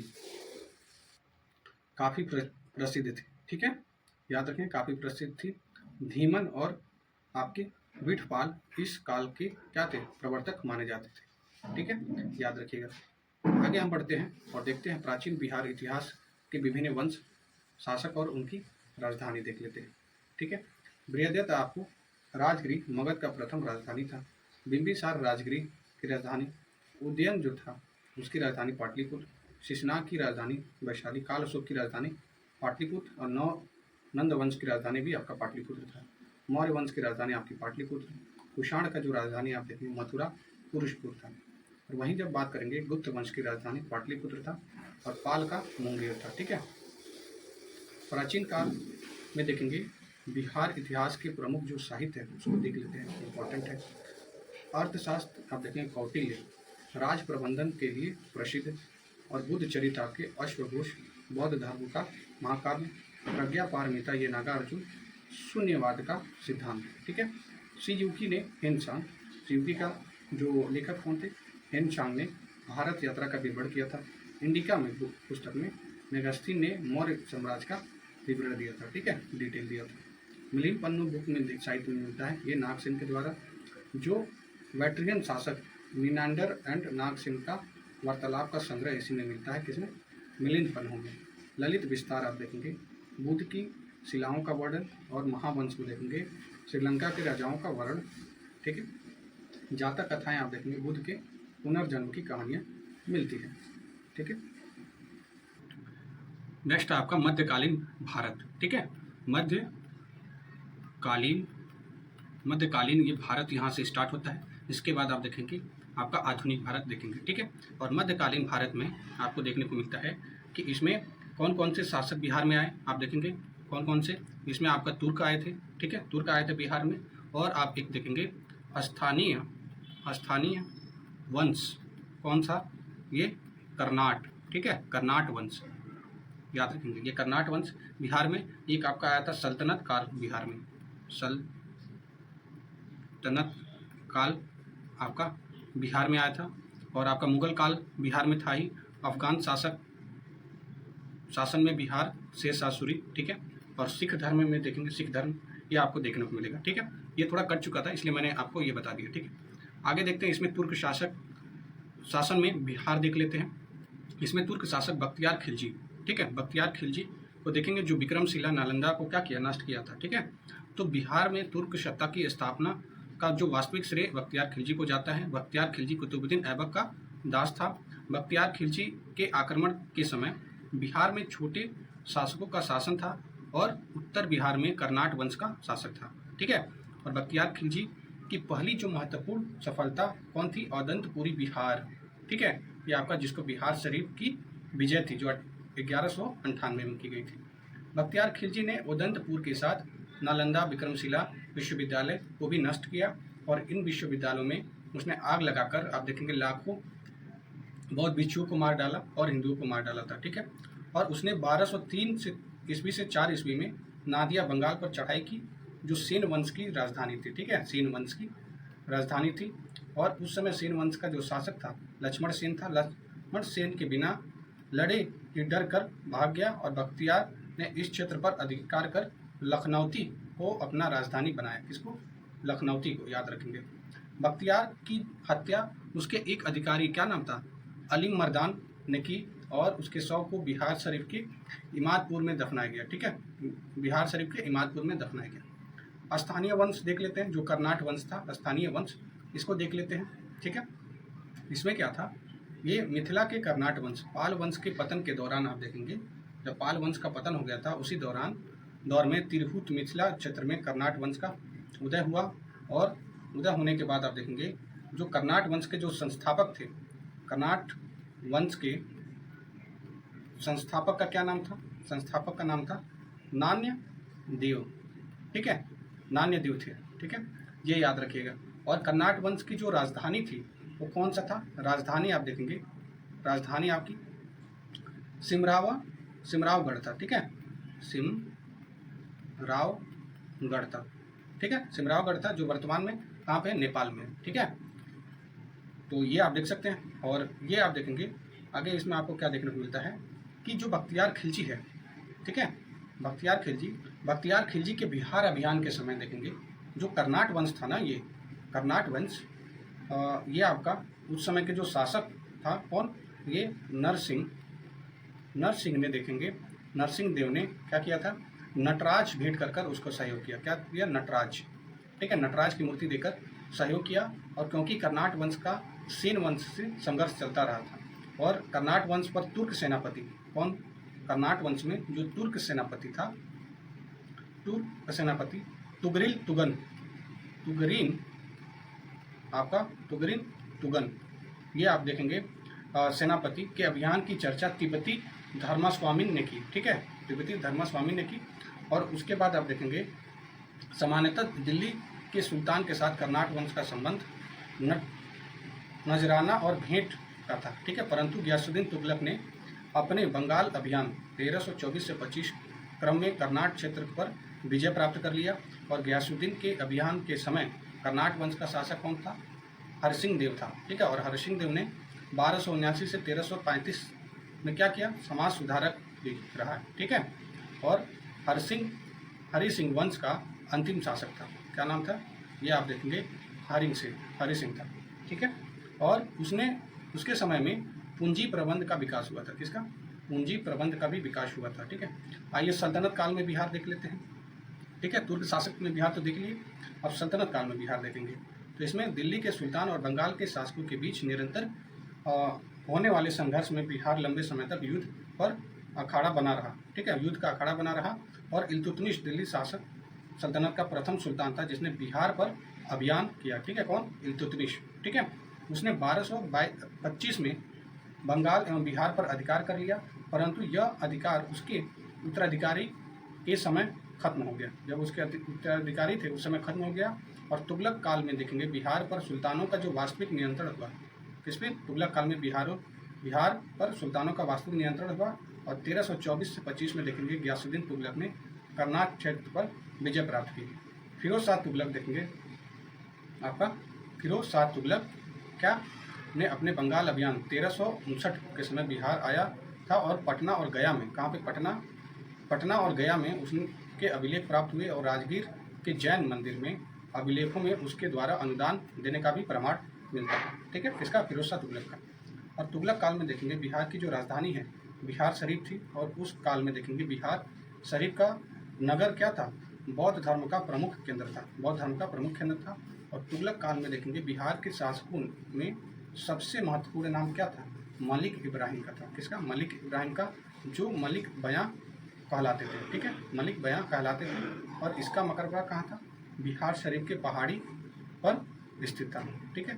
13वीं शताब्दी में देखेंगे दोस्तों कि मध्य जो मिनहाज की रचना तबाकत नसीरी में बिहार नाम का उल्लेख मिलता है, ठीक है, मिनहाज की रचना, मिनहाज के द्वारा जो रचना की गई, आपका क्या नाम था, तबाकत नसीरी, उसमें बिहार का नाम उल्लेख है, ठीक है। आगे बढ़ते हैं, ठीक है।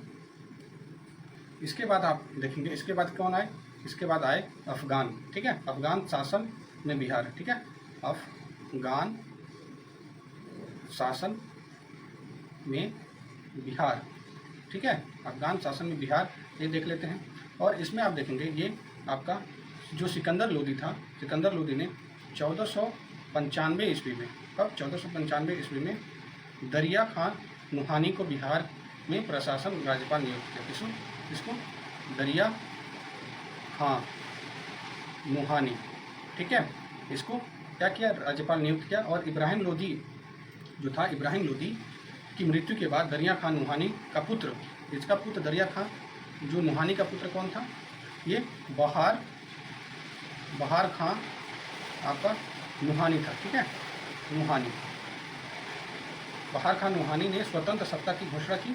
और दूसरी ओर देखेंगे, दूसरी ओर क्या किया, अफगान शासक महमूद लोदी बाबर से बचने के लिए बिहार आया था, कौन, महमूद जो लोदी था, बाबर से बचने के लिए, किससे, बाबर से बचने के लिए कहाँ आया था, बिहार आया था, ठीक है, याद रखिएगा, ओके।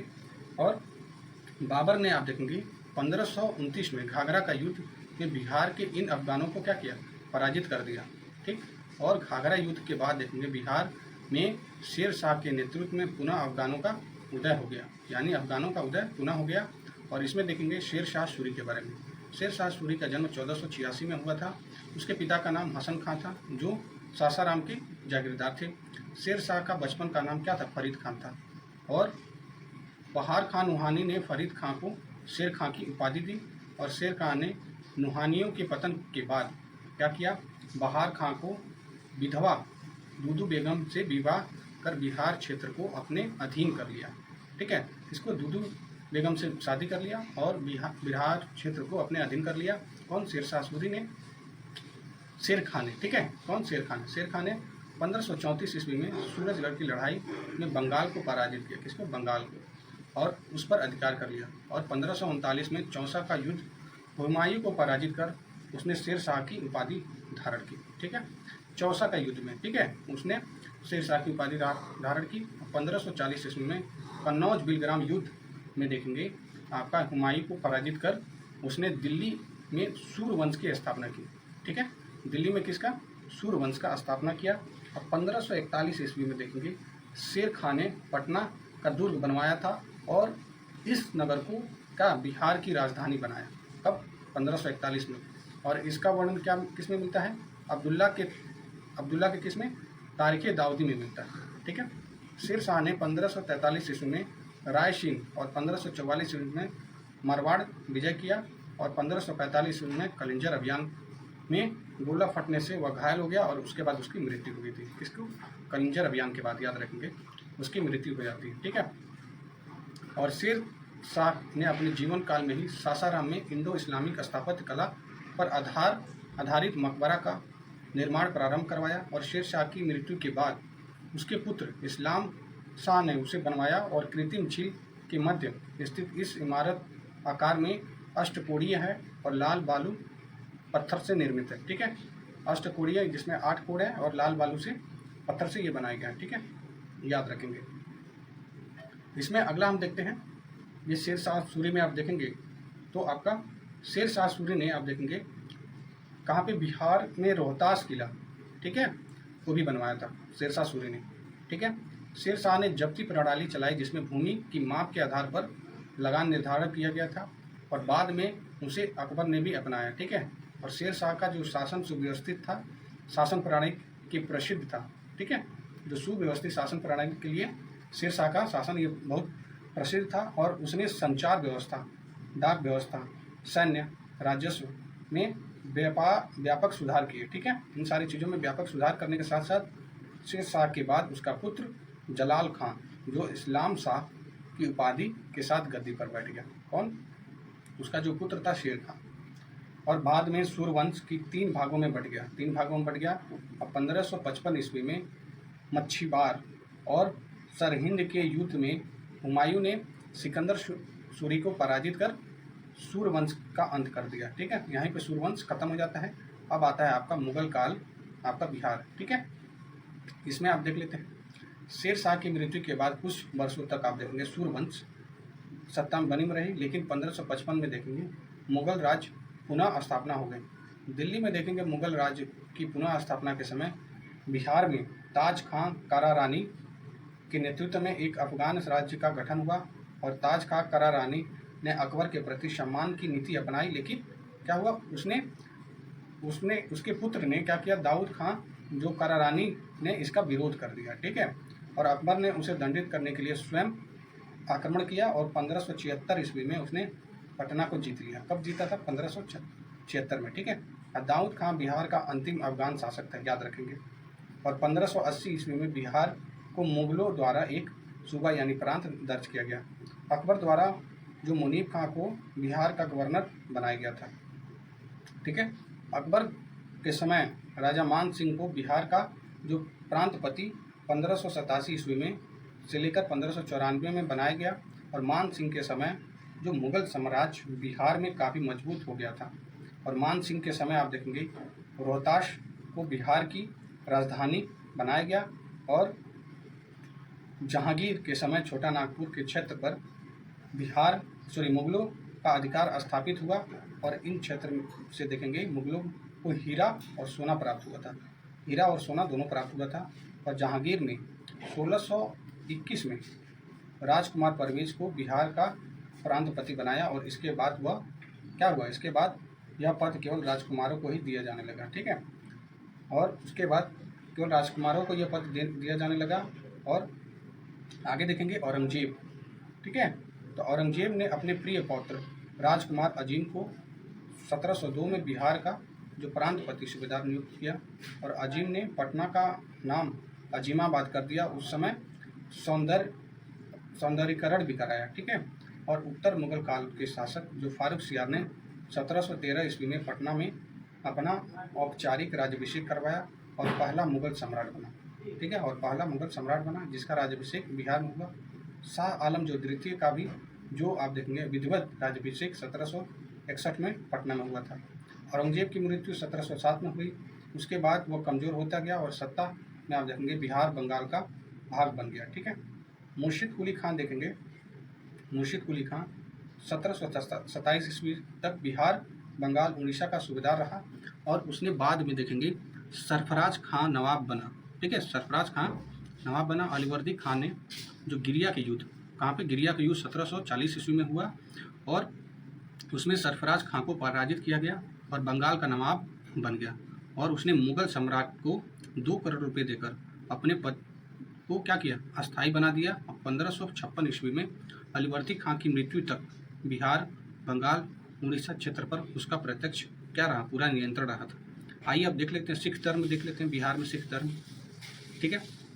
सिख धर्म के जो संस्थापक गुरु नानक देव थे और उन्होंने बिहार में गया, राजगीर, पटना, मुंगेर, भागलपुर आदि जगहों का यात्रा किया और सिख धर्म के 9वें गुरु श्री तेज बहादुर भी सासाराम गए हुए थे और पटना आए हुए थे, ठीक है। और वहाँ पे यहाँ पे अपने पत्नी जो गुजरी देवी को छोड़ गए थे और जो माँ बनने वाली थी और गुजरी देवी माँ बनने वाली थी उनको छोड़ गए थे और यहीं पटना में गुरु गोविंद सिंह का जन्म हुआ, ठीक है। सिख धर्म के जो 10वें और अंतिम गुरु गोविंद सिंह का नाम का जन्म पटना में 26 दिसंबर 1666 में हुआ था और गुरु गोविंद सिंह ने 1676 ईस्वी में 10वें गुरु बन गए और 1699 ईस्वी में उन्होंने खालसा पंथ की स्थापना की। कौन? गुरु गोविंद सिंह। आगे हम देखते हैं तख्त श्री हरि मंदिर पटना साहिब सिख धर्म का प्रमुख तीर्थ स्थल है और इसका निर्माण महाराजा रंजीत सिंह ने करवाया था। याद रखेंगे, महाराजा रंजीत सिंह ने। अब देखते हैं आधुनिक बिहार का इतिहास, देखते हैं आधुनिक बिहार का इतिहास, ठीक है। और इसमें जब हम देखते हैं आधुनिक बिहार में सबसे पहले आप देखेंगे कौन आए थे, यूरोपियन आए थे, ठीक है। यूरोपीय आए थे, ठीक है। यूरोपीय आए थे, यूरोपीय कंपनी का प्रवेश हुआ था। उसके बाद जनजातीय विद्रोह देखेंगे। जनजातीय विद्रोह के बाद 1857 की जो क्रांति हुई थी उसको देखा जाएगा और क्रांति, और उसके बाद आप देखेंगे राष्ट्रीय आंदोलन और बिहार, राष्ट्रीय आंदोलन और बिहार, ठीक है, ये देखा जाएगा। और लास्ट में पृथक बिहार का गठन, ठीक है, पृथक बिहार का गठन ये देखा जाएगा, ठीक है दोस्तों। तो चलिए स्टार्ट करते हैं। सबसे पहले यूरोपीय कंपनी का जो प्रवेश है वो देखते हैं। उसमें क्या है, बिहार में सर्वप्रथम पुर्तगाली आए थे और हुगली से पटना नाव द्वारा व्यापार करते थे। अभी पटना से सोरा, सूती वस्त्र, चीनी, मिट्टी के बर्तन, मसाले आदि प्राप्त करते थे। 1632 ईस्वी में पटना कॉलेज की उत्तरी इमारत डचों ने अपना व्यापारिक केंद्र बनाया। किसको? डचों ने। कहाँ पे? पटना में। और डचों की जो अभिरुचि थी सूती वस्त्र, सोरा आदि चीज़ों में थी। और अंग्रेजों ने 1620 ईस्वी में पटना के जो आलमगंज में अपना जो व्यापारिक केंद्र स्थापित किया, लेकिन 1621 ईस्वी में बंद हो गई। और उन्हें जो व्यापारिक केंद्र स्थापित करने में वास्तविक सफलता 1651 में मिली थी, ठीक है। और उसके बाद देखेंगे अंग्रेज यात्री पीटर मुंडी, ठीक है, 1632 ईस्वी में बिहार आया था और उसने यहाँ व्यापार की संभावना देखी और डच कंपनी को बिहार करते हुए देखा, ठीक है, व्यापार करते हुए, डच कंपनी को व्यापार करते हुए देखा। और डच कंपनी की जो फैक्ट्री में वर्तमान में कहाँ पे, गुलजारबाग पटना स्थित गवर्नमेंट प्रिंटिंग प्रेस सर्वे कार्यालय स्थित है। और जो डैनिश कंपनी 1774 ईस्वी में पटना सिटी के नेपाली कोठी के समीप अपनी फैक्ट्री स्थापित की, ठीक है। और मुगल शासक देखेंगे फारूक सियार 1713 से 1719 ईस्वी में। 1717 में अंग्रेजों को भारत में ही व्यापार करने और सिक्के प्रयोग करने की मान्यता दी और इस घोषणा को ईस्ट इंडिया कंपनी का क्या कहा जाता है, मैग्ना कार्टा कहा जाता है। आइए बंगाल, बिहार और अंग्रेज देख लेते हैं। अंग्रेजी कंपनी 1717 में व्यापारिक अधिकार प्राप्त हो गया था। और दूसरी ओर देखेंगे बंगाल के जो नवाब कौन थे, अलीवर्दीन खां, मुगलों से हटकर स्वतंत्र सत्ता चला रहे थे। और उसके बाद देखेंगे अतः जो व्यापारिक हितों के लिए संघर्ष क्या था, स्वाभाविक था, संघर्ष होना एक स्वाभाविक था, ठीक है। और उसके बाद देखेंगे 1756 में क्या होता है ना, 1756 में क्या होता है कि अलीवर्दी खां की मृत्यु के बाद, अलीवर्दी खां की मृत्यु के बाद आप देखेंगे उसका जो नाती था, क्या नाम था, सिराजुद्दौला, ठीक है। सिराजुद्दौला बंगाल का नवाब बना, ठीक है। बंगाल का नवाब यही बना था, ठीक है। बंगाल का नवाब सिराजुद्दौला बना था, अलीवर्दी खां का नाती था ये, ठीक है। और 23 जून 1757 में देखेंगे अंग्रेजों और सिराजुद्दौला के बीच में क्या हुआ, प्लासी का युद्ध हुआ, ठीक है। बैटल ऑफ प्लासी हुआ और जिसमें सिराजुद्दौला था, ये सिराजुद्दौला ये आपका हार गया, ठीक है, और अंग्रेज से जीत गए। और उसके बाद ये देखेंगे जो मीर जाफर है ना, मीर जाफर को कठपुतली नवाब बनाया गया। उसके बाद मीर जाफर को कठपुतली नवाब बनाया गया, क्योंकि मीर जाफर जो था ये आप देखेंगे अंग्रेजों के साथ था, ठीक है। और मीर बनाने के बाद उसकी जगह उसके बाद उसका दामाद मीर कासिम को नवाब बनाया गया। मीर जाफर के बाद उसका जो दामाद था मीर कासिम, उसको नवाब बनाया गया, ठीक है। उसके बाद देखेंगे कि मीर कासिम ने अंग्रेज के जो हस्तक्षेप को कम करने के उद्देश्य से अपनी राजधानी कहाँ, मुंगेर स्थानांतरित कर दिया। और जो स्थानीय व्यापारियों पर से कर क्या किया, समाप्त कर दिया। और उसने ब्रिटिश व्यापारियों को परेशान होने लगी, ठीक है, उससे ब्रिटिश व्यापारियाँ परेशान होने लगी। और अंग्रेजों ने 1763 ईस्वी में मीर कासिम को हटाकर पुनः मीर जाफर को नवाब बना दिया, ठीक है। मीर कासिम को हटाया, फिर मीर जाफर को बना दिया। 1763 ईस्वी में मीर कासिम भागकर पटना आ गया और पटना में उसे अंग्रेजी फैक्ट्री पर अधिकार कर लिया। इसके बाद देखेंगे वह अवध का नवाब शुजाउद्दौला और मुगल शासक शाह आलम द्वितीय से मिला। और तीनों की जो संयुक्त सेना एवं अंग्रेज हेक्टर मुनरो के नेतृत्व के बीच 22 अक्टूबर देखेंगे 1764 में बैटल ऑफ बक्सर हुआ, बक्सर का युद्ध हुआ। इसमें आप देखेंगे इस युद्ध में संयुक्त सेना की हार हुई। और 12 अगस्त 1765 में इलाहाबाद संधि के तहत मुगल सम्राट शाह आलम द्वितीय को 26 लाख रुपए वार्षिक के बदले ईस्ट इंडिया कंपनी को बिहार, बंगाल और उड़ीसा का जो दीवानी, जो लगान का वसूली का अधिकार देना पड़ा, ठीक है। उसके बाद क्या होता है, उसके बाद 1766 ईस्वी में पटना स्थित अंग्रेजी फैक्ट्री के मुख्य अधिकारी जो मिडलटन थे, मिडलटन को राजा धीरज नारायण और राजा सिताब राय के साथ एक प्रशासनिक मंडली का सदस्य बनाया गया। 1767 में धीरज नारायण को हटाकर सिताब राय को कंपनी द्वारा नायब दीवान बनाया गया। 1770 ईस्वी में बंगाल, बिहार के क्षेत्र में भीषण अकाल पड़ने के बाद पटना, भागलपुर, दरभंगा, पूर्णिया में अकाल का प्रयोग बहुत ही भयंकर हो गया, जिसमें हजारों लोग मर गए, ठीक है। और मरने के बाद क्या हुआ, इसमें 1783 में बिहार में पुनः अकाल पड़ा। और जांच अधिकारी उस समय कौन था, जॉन शोर था, ने एक अन्नागार निर्माण का सुझाव दिया। और उसके सुझाव पर 1784 ईस्वी में पटना में ब्रिटिश इंजीनियर जॉन गॉस्टिन के द्वारा गोलघर का निर्माण हुआ, ठीक है, गोलघर का निर्माण हुआ। अब देखते हैं आपका जनजातीय विद्रोह देख लेते हैं। जनजातीय विद्रोह में आपका कौन कौन से पॉइंट इंपॉर्टेंट है। जनजातीय क्षेत्र आप देखेंगे अंग्रेजों के बढ़ते राजनीतिक, आर्थिक और धार्मिक हस्तक्षेप के कारण कई जनजातीय विद्रोह हुए। बिहार के प्रमुख जनजातीय विद्रोह निम्नलिखित हैं। आप देखेंगे पूरे भारत में भी जनजातीय विद्रोह हुए, जैसे आपका देख लें मोपिला वॉर हो गया, ठीक है, एका मूवमेंट हो, ये सारे मूवमेंट से आपके हो गए जनजाति के। तो आइए बिहार में कौन कौन से हैं। तमाड़ जो विद्रोह है 1789 में हुआ था आपका छोटा नागपुर में। चेरों का विद्रोह हुआ था 1800 में और ये पलामू में हुआ था। इसके जो नेतृत्व करता थे भूषण सिंह जी थे। वो जो विद्रोह है ये आपका 1820 में हुआ था और सिंहभूम के क्षेत्र में हुआ था। कोल विद्रोह 1831 में हुआ था, छोटा नागपुर प्लेटू, और बुद्धू भगत इसको नेतृत्व किए। जो संथाल विद्रोह है 1855-56 में हुआ था और ये संथाल परगना, सिंधु, कानू, चांद और भैरव, ये 4 भाई लोग थे और इन्होंने संथाल मूवमेंट को स्टार्ट किया था। आइए सरदारी विद्रोह देख लेते हैं 1858 से लेकर 95 तक। ये छोटा नागपुर, प्लेटू और सिंधु में हुआ था। और मुंडा जो विद्रोह है आपका 1895 1900 में हुआ था आपका छोटा नागपुर, के क्षेत्र में बिरसा मुंडा जी के द्वारा। ताना भगत जो विद्रोह है 1913-14 में हुआ था, ये गुमला में हुआ था और जतरा भगत इसके नेतृत्व करते थे। आइए संथाल विद्रोह देख लेते हैं पूरे विस्तृत में। संथाल विद्रोह 1855-56 में देखेंगे।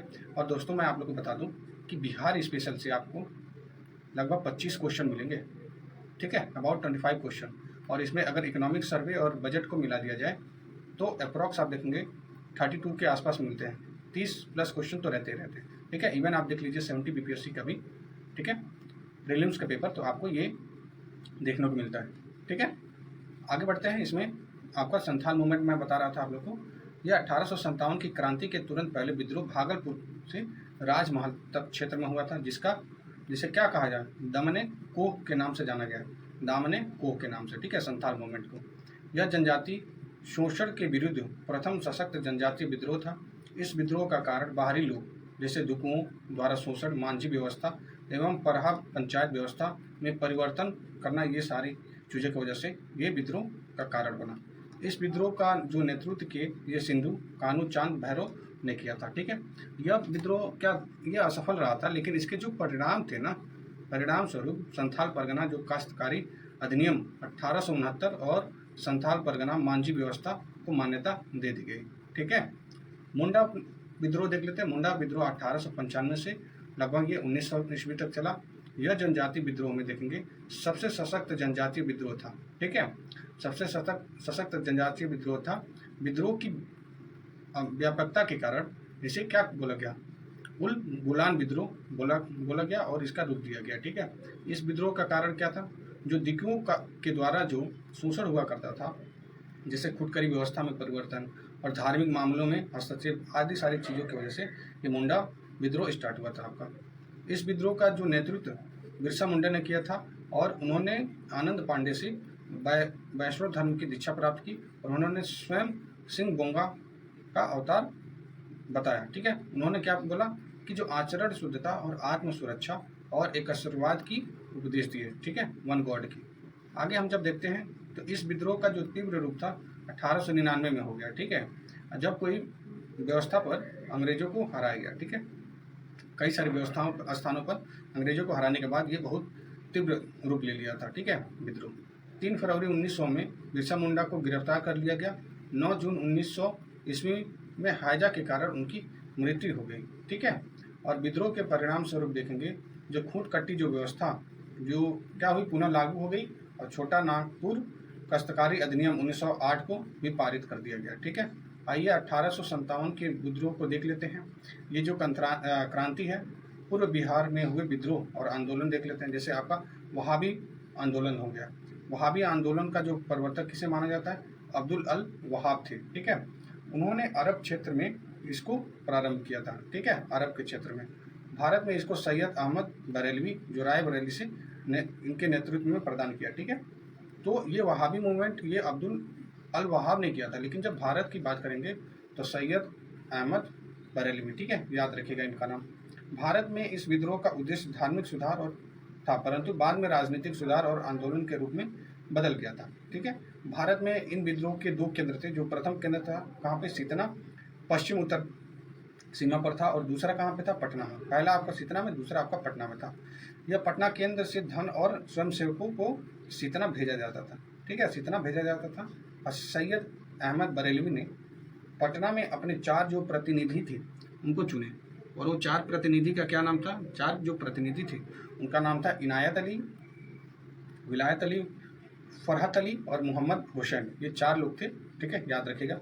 बंगाल का जो फराइजी आंदोलन वहाबी मूवमेंट से ही प्रेरित था, ठीक है, जो फराइजी मूवमेंट हुआ था। वहाबी आंदोलन के दमन के लिए 1863 में अम्बाला तथा 1865 में पटना जो अभियान चलाया गया। वहाबी नेताओं को क्या कारावास और मृत्यु दंड की सजा दी गई, और ये बाद में जो आंदोलन है इसको दबा दिया गया, ठीक है। और नोनिया विद्रोह ये मोस्ट इंपॉर्टेंट हो जाता है। ये विद्रोह 1770 से 1800 ईस्वी के आसपास हुआ, और बिहार के सोरा उत्पादन वर्ग नोनिया द्वारा यह विद्रोह किया गया था, ठीक है। सोरा का उपयोग बारूद बनाने के लिए किया जाता था। बिहार में सोरा जो उत्पादन मुजफ्फरपुर, सारण, हाजीपुर, पूर्णिया आदि जैसे क्षेत्रों में होता था। अब बिचौलिया कच्चा सोरा ब्रिटिश कारखाने को देते थे और मुनाफा स्वयं रख लेते थे, जिसके परिणाम स्वरूप क्या हुआ ना कि ये जो नोनिया समुदाय के ने गुप्त रूप से सोरा बेचने का शुरुआत कर दिया और अंग्रेजों ने इस पर रोक लगाई थी, जिसके विरोध में जो नोनिया समुदाय है इसका विद्रोह किया और उसके बाद देखेंगे अंग्रेजों द्वारा इस विद्रोह को भी दबा दिया गया, नोनिया विद्रोह को। ठीक है, 1857 की क्रांति और बिहार देख लेते हैं। इसमें आपका बिहार 1857 की क्रांति 12 जून 1857 को देवघर जिले रोहिणी गांव में 22वें इन्फेंट्री रेजिमेंट के सैनिकों के विद्रोह में हुआ और इस विद्रोह में लेफ्टिनेंट नॉर्मन लेल्सी और सर्जन डॉक्टर ग्रांट मारे गए। ठीक है, रोहिणी के विद्रोह को मेजर मैकडोनाल्ड द्वारा दबा दिया गया। क्या नाम था, याद रखिएगा, मेजर मैकडोनाल्ड। ठीक है, इनका नाम याद रखिएगा। ठीक है, ठीक है। और आप देखेंगे इस विद्रोही सैनिकों को फांसी दे दी गई। ठीक है, और पटना में विद्रोह का नेतृत्व 3 जुलाई को पटना सिटी के पुस्तक विक्रेता पीर अली ने किया।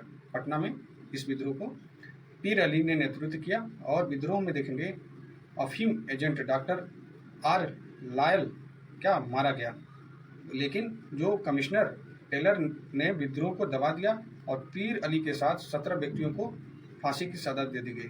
ठीक है, पीर अली के साथ 17 लोगों को फांसी दे दी गई थी। ठीक है, और आप देखेंगे 25 जुलाई 1857 को मुजफ्फरपुर से असंतुष्ट जो सैनिकों ने कुछ अंग्रेज अधिकारियों की हत्या कर दी और उसी दिन देखेंगे दानापुर में 3 रेजिमेंट के सैनिकों ने भी विद्रोह कर दिया। ठीक है, 3 जो रेजिमेंट के सैनिकों ने भी विद्रोह कर दिया और सैनिकों ने कहाँ पे, शाहाबाद जिले में प्रवेश कर जगदीशपुर के जमींदार बाबू कुंवर सिंह से मिलकर विद्रोह का क्या किया, प्रारंभ किया। ठीक है, 30 जुलाई को सरकार ने तत्कालीन सारण, तिरहुत, चंपारण, पटना जिलों में सैनिक शासन लागू कर दिया। ठीक है, याद रखेंगे कौन कौन सी जगह पे, 4 जगह पे। ठीक है, सारण, तिरहुत, चंपारण और पटना। विद्रोही सैनिकों ने एक झुंड ने भागलपुर गया पहुंचकर जेल से 400 कैदियों को मुक्त करा दिया और उन्होंने टिकारी राज पर हमला कर 10,000 रुपये भी लूट लिए। ठीक है, और आगे जब देखेंगे जगदीशपुर के जमींदार बाबू कुंवर सिंह ने बिहार में क्या किया, बिहार में हुए 1857 की क्रांति को नेतृत्व प्रदान किया और उन्हें कमिश्नर टेलर ने पटना में भेंट के लिए निमंत्रण दिया, मगर मौलवी अहमदुल्लाह के साथ हुए विश्वासघात को समझते हुए उन्होंने 400 सैनिकों के साथ विद्रोह प्रारंभ किया। ठीक है, और उन्होंने जगदीशपुर में डाकुओं और गोला बारूद बनाने के कारण कारखाने स्थापित किए और 27 जुलाई 1857 को आरा पर अधिकार कर लिया। कहाँ पर, आरा पर अधिकार कर लिया। ठीक है, ये याद रखिएगा। इसमें जब आगे देखते हैं तो आरा में हुए संघर्ष में देखेंगे कैप्टन डनवर मारा गया। कौन, कैप्टन डनवर, याद रखिएगा, कैप्टन डनवर मारा गया, लेकिन कुंवर सिंह को आरा छोड़ना पड़ा। अब ये रीवा बांदा के रास्ते लखनऊ पहुंच गए और उन्होंने अवध के शाह ने आजमगढ़ जिले का फरमान दिया। ठीक है, और दिसंबर 1857 में कुंवर सिंह ने नाना साहब के साथ मिलकर कानपुर में अंग्रेजों से युद्ध किया और उन्होंने आजमगढ़ में ही अंग्रेजों को पराजित कर दिया। ठीक है, और 23 अप्रैल उसके बाद क्या हुआ, 23 अप्रैल 1858 को कैप्टन ली ग्रांट ने के नेतृत्व में आई ब्रिटिश सेना को कुंवर सिंह ने बुरी तरीके से पराजित कर दिया और शिवराजपुर घाट गंगा नदी पार करने के क्रम में सेनापति जो डगलस की गोली से कुंवर सिंह का बायां हाथ घायल हो गया और उसके बाद देखिए उनका बायां हाथ काटकर गंगा में प्रवाहित करते हुए कहा, हे गंगा मैया, अपने प्यारे की यह अकिंचन भेंट स्वीकार करो। कौन कहा था, ये कुंवर सिंह ने कहा था। और 26 अप्रैल 1858 में कुंवर सिंह की मृत्यु हो गई और कुंवर सिंह की मृत्यु के बाद उनके छोटे भाई, क्या नाम था उनका, अमर सिंह ने आंदोलन का नेतृत्व संभाला, जबकि दूसरे भाई जो हरि किशन सिंह ने उनको पूर्ण सहयोग भी दिया और अमर सिंह ने कैमूर की पहाड़ियों को क्या किया, मोर्चाबंदी कर सरकार के विरुद्ध संघर्ष जारी कर दिया और नवंबर 1858 ईस्वी में अंग्रेजी अधिकारी पुनः स्थापित हो गए और विद्रोहियों ने हथियार डाल दिया और महारानी जो विक्टोरिया ने क्षमादान की घोषणा की और लेकिन बाद में अमर सिंह को दंडित कर दिया गया। ठीक है, और आप देखेंगे कांग्रेस की स्थापना और बिहार को देख लेते हैं। यह आपका क्या है, 28 दिसंबर 1885 ईस्वी में बम्बई में, कहाँ पे, बम्बई में गोकुल दास संस्कृत विश्वविद्यालय, याद रखिएगा, में A.O. ह्यूम द्वारा भारतीय राष्ट्रीय कांग्रेस की स्थापना की गई। अब प्रथम अधिवेशन की जो अध्यक्षता W.C. बनर्जी ने किया और इस अधिवेशन में 72 प्रतिनिधियों ने भाग लिया, लेकिन बिहार से कोई भी जो प्रतिनिधि थे ना वो शामिल नहीं हुए। ठीक है, और आप देखेंगे कांग्रेस ने दूसरे अधिवेशन में बिहार से कितने 31 प्रतिनिधि भाग लिए। ठीक है, कौन से दूसरे अधिवेशन में कितने 31। और आइए देख लेते हैं कौन कौन से अधिवेशन आपके बिहार में हुए हैं। जैसे आपका हुआ था 27वां अधिवेशन हुआ था 1912 में, कहाँ पे, बांकीपुर पटना में हुआ था, और इसके अध्यक्ष कौन थे, R.N. मधुलकर थे। 37वां हो गया आपका, ये 1922 में हो गया था, ये कहाँ पे, गया में हुआ था, और चित्तरंजन दास ये इसके अध्यक्ष थे।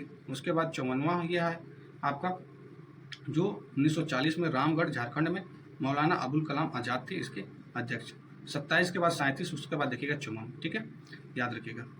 उसके बाद अगला देखते हैं बंग भंग स्वदेशी आंदोलन और बिहार को देख लेते हैं। बिहार विभाजन की घोषणा 20 जुलाई 1905 को तत्कालीन वायसराय लॉर्ड कर्जन ने की और इसे 16 अक्टूबर 1905 को प्रभावी किया गया। विभाजन के विरुद्ध में देखेंगे संपूर्ण देश में बंग भंग विरोधी आंदोलन शुरू किया गया, और बंगाल विभाजन के विरोध में बंगाल में जो प्रधानाध्यापक सतीश चंद्र चक्रवर्ती की क्या हुई की प्रेरणा से 16 दिसंबर 1905 को दरभंगा में रक्षाबंधन मनाया गया। ठीक है, इस विरोध को सशक्त बनाने के लिए बिहारी स्टूडेंट कॉन्फ्रेंस की स्थापना 1906 में हुई थी। कब, 1906 में हुई थी, और बंगाल विभाजन 1911 में रद्द कर दिया गया था। ठीक है, याद रखिएगा, बंगाल विभाजन। मुजफ्फरपुर बम कांड 1908 वाले देख लेते हैं।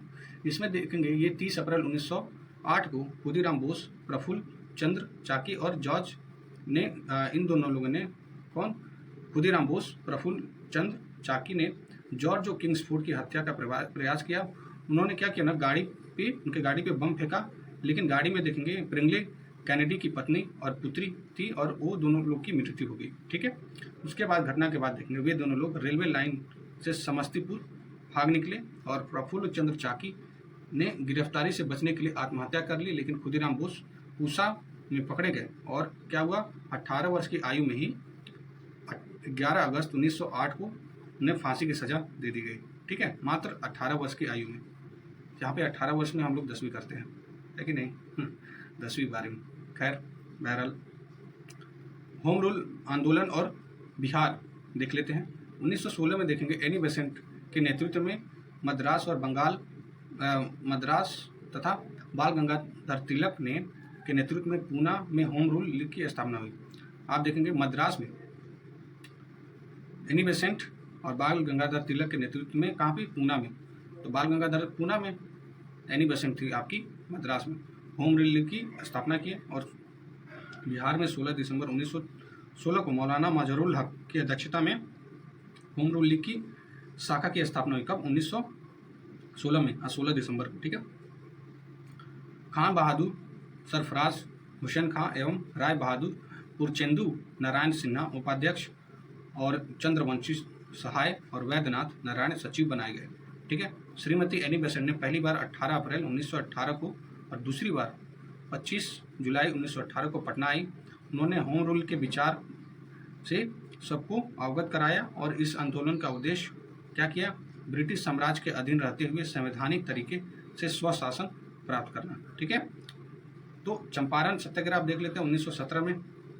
चंपारण में देखेंगे किसानों के लिए जो तीन कटिया प्रणाली क्या थी, बहुत ही प्रचलित थी। तीन कटिया यानी 20 में से 3 भाग। ठीक है, इसके तहत देखेंगे किसानों को प्रत्येक 20 कट्ठे में से 3 कट्ठे नील की खेती के लिए करना ये अनिवार्य हो गया था।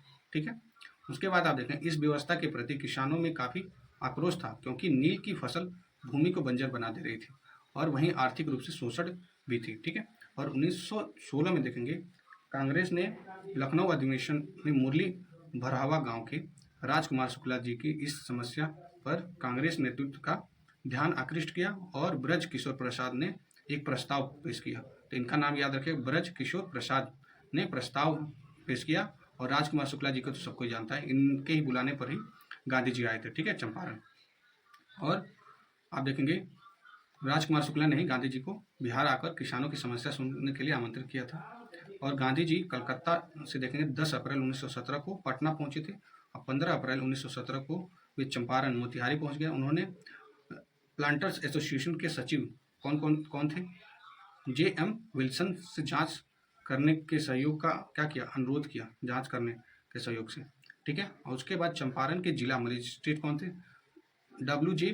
हार्डकॉक थे, और ये 16 अप्रैल 1917 को गांधी जी के चंपारण छोड़ने संबंधित अधिसूचना जारी कर दिया और धारा 144 के उल्लंघन के आरोप में उन्हें गिरफ्तार कर लिया गया। बाद में 21 अप्रैल 1917 को उन्हें रिहा भी कर दिया गया, ठीक है। और गांधी जी ने स्वतंत्र जांच कर 13 मई 1917 को अपनी जांच रिपोर्ट बिहार उड़ीसा के मुख्य सचिव को सौंपी, जिसके बाद क्या हुआ ना कि जो ये किसानों की जो स्थिति के जांच के लिए चंपारण एग्रियन समिति का गठन हुआ, ठीक है। और इस समिति के अध्यक्ष मध्य प्रदेश के आयुक्त F.G. सलाई थे, ठीक है, F.G. सलाई, ठीक है। और महात्मा गांधी, L.C. अदामी और राजा हरिहर प्रसाद नारायण सिंह और D.J. रीड और G. रैनी आदि ये सदस्य थे, ठीक है, किसके, चंपारण एग्रियन समिति के, याद रखिएगा। इस समिति में देखेंगे ना, अपनी रिपोर्ट में 3 कटिया प्रणाली समाप्त करने की अनुशंसा की, और इस प्रकार आप देखेंगे जो गांधी जी का भारत में प्रथम सत्याग्रह का सफल रहा, ठीक है, प्रथम सत्याग्रह जो 1917 में आपका चंपारण वाला हुआ। चंपारण सत्याग्रह में गांधी जी के प्रमुख जो सहयोगी थे, राजेंद्र प्रसाद, ब्रजकिशोर प्रसाद, अनुग्रह नारायण सिंह, धरणीधर, मजहरूल हक, राजकुमार शुक्ल, रामनवमी प्रसाद और शंभू शरण, ये सारे लोग ये चंपारण सत्याग्रह से ये लोग जुड़े हुए थे।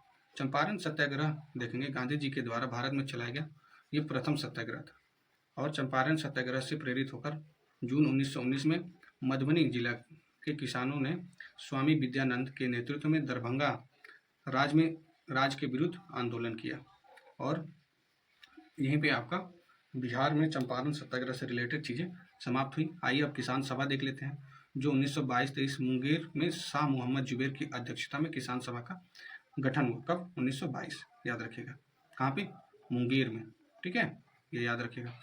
श्री कृष्ण सिंह इसके उपाध्यक्ष थे, और सिद्धेश्वरी चौधरी और नंद किशोरी ये सचिव थे, ठीक है। आइए अब देखते हैं 1928 में क्या हुआ। स्वामी सहजानंद सरस्वती ने बिहटा पटना में औपचारिक किसान सभा की स्थापना की, कब, 1928 में, ठीक है। और नवंबर 1929 में सोनपुर मेले में स्वामी सहजानंद सरस्वती की अध्यक्षता में विधिवत प्रांतीय किसान सभा की स्थापना हुई, कब, 1929 में, और इसके जो सचिव श्री कृष्ण सिंह थे, याद रखेंगे। बिहार किसान आंदोलन में देखेंगे कार्यानंद शर्मा, राहुल सांकृत्यायन, पंचानंद शर्मा, यदुनंदन शर्मा, ये सारे लोग नेता शामिल थे, किसमें, बिहार किसान आंदोलन में। बिहार प्रांतीय किसान सभा का दूसरा जो अधिवेशन हुआ पुरुषोत्तम दास टंडन की अध्यक्षता में 1934 में हुआ था, ठीक है। और तीसरा स्वामी सहजानंद सरस्वती की अध्यक्षता में 1935 में, कहाँ पे, हाजीपुर में, ठीक है, ये याद रखिएगा। नवंबर 1936 में कार्यानंद शर्मा के नेतृत्व में मुंगेर के बढ़ैया ताल में बिहार प्रांतीय किसान सभा ने जमींदारी उत्पीड़न के विरुद्ध क्या किया, संघर्ष किया था, ठीक है। और 11 अप्रैल 1936 में लखनऊ में स्वामी सहजानंद की अध्यक्षता में अखिल भारतीय किसान सभा का गठन हुआ, और इसके सचिव कौन थे, N.G. रंगा थे, ठीक है। किसान सभा का मुख्य उद्देश्य क्या था, किसानों की समस्या को राष्ट्रीय स्तर पर लाना और उसका समाधान करना, ठीक है। बिहार प्रांतीय किसान सभा और उसका सम्मेलन देख लेते हैं। पर पहला जो था ना वो आपका सोनपुर 1929 में स्वामी सहजानंद सरस्वती जी ने किया था। दूसरा क्या है, गया में था आपका 1934 में, ठीक है, 5 साल बाद, याद रखेंगे। पहला 1929 में, उसके बाद 5 साल बाद हुआ था दूसरा, और उसमें अध्यक्ष पुरुषोत्तम दास टंडन, और तीसरा हाजीपुर में हुआ था 1935 में, ठीक है, 1 साल बाद ही हुआ था। इसमें स्वामी सहजानंद सरस्वती तीसरे में, पहले यानी तीसरे में स्वामी सहजानंद सरस्वती थे, ठीक है। दूसरा जो गया में हुआ था इसमें पुरुषोत्तम दास टंडन जी थे। किसान प्रमुख नेता देख लेते हैं। यदुनंदन शर्मा, ये उनका जो कार्यक्षेत्र था गया था। यमुना कारी का दरभंगा सारण था। राहुल सांकृत्यायन का ये अनवारी अंबानी, ये आपका सिवान, और कार्यानंद शर्मा जी का मुंगेर था, ठीक है। अगला हम इसमें देखते हैं खिलाफत आंदोलन और बिहार देख लेते हैं। प्रथम विश्व युद्ध के बाद देखेंगे मित्र राष्ट्र द्वारा तुर्की के खिलाफ के साथ अपमानजनक शर्तों के विरुद्ध में खिलाफत आंदोलन 1919 में स्टार्ट हुआ, ठीक है। नवंबर 1919 में पटना में हसन इमाम की अध्यक्षता में एक सभा आयोजित हुई, और इसमें शांति समारोह के बहिष्कार का आह्वान किया गया, ठीक है। और उसके बाद 19 मार्च 1920 को बिहार के सभी मुसलमानों ने हड़ताल किया और 1920 में खिलाफत आंदोलन, असहयोग आंदोलन के साथ साथ संचालित होता रहा, ठीक है। लेकिन तुर्की में जो मुस्तफ़ा कमाल पाशा द्वारा 1924 में खलीफा पद को समाप्त कर देने के कारण खिलाफत आंदोलन स्वयं निष्प्रभावी हो गया, ठीक है। असहयोग आंदोलन और बिहार देख लेते हैं। सितंबर 1920 में लाला लाजपत राय की अध्यक्षता में कलकत्ता के विशेष अधिवेशन में गांधी जी के असहयोग आंदोलन के प्रस्ताव को स्वीकार किया गया और कांग्रेस के नागपुर अधिवेशन 1920 में इसे पूर्ण स्वीकृति दी गई। बिहार में इसके बिहार प्रांतीय सम्मेलन के 12वें अधिवेशन भागलपुर में राजेंद्र प्रसाद की अध्यक्षता में असहयोग पर बल दिया गया, ठीक है। और नवंबर 1920 में शाहाबाद में नशाबंदी आंदोलन शुरू किया गया। असहयोग आंदोलन में देखेंगे इस क्रम में राजेंद्र प्रसाद, मजहरुल हक, ब्रज किशोर प्रसाद और मोहम्मद शफी दाऊदी और सारे नेता क्या थे, विधायिका के चुनाव के नाम वापस ले लिए, ठीक है। और राजेंद्र प्रसाद ने वकालत को छोड़ दिया और उनके भाई, क्या नाम था उनका, राय साहब, महेंद्र प्रसाद ने राय साहब की जो उपाधि थी उसको लौटा दी और मजिस्ट्रेट पद से इस्तीफा दे दिया उन्होंने, ठीक है।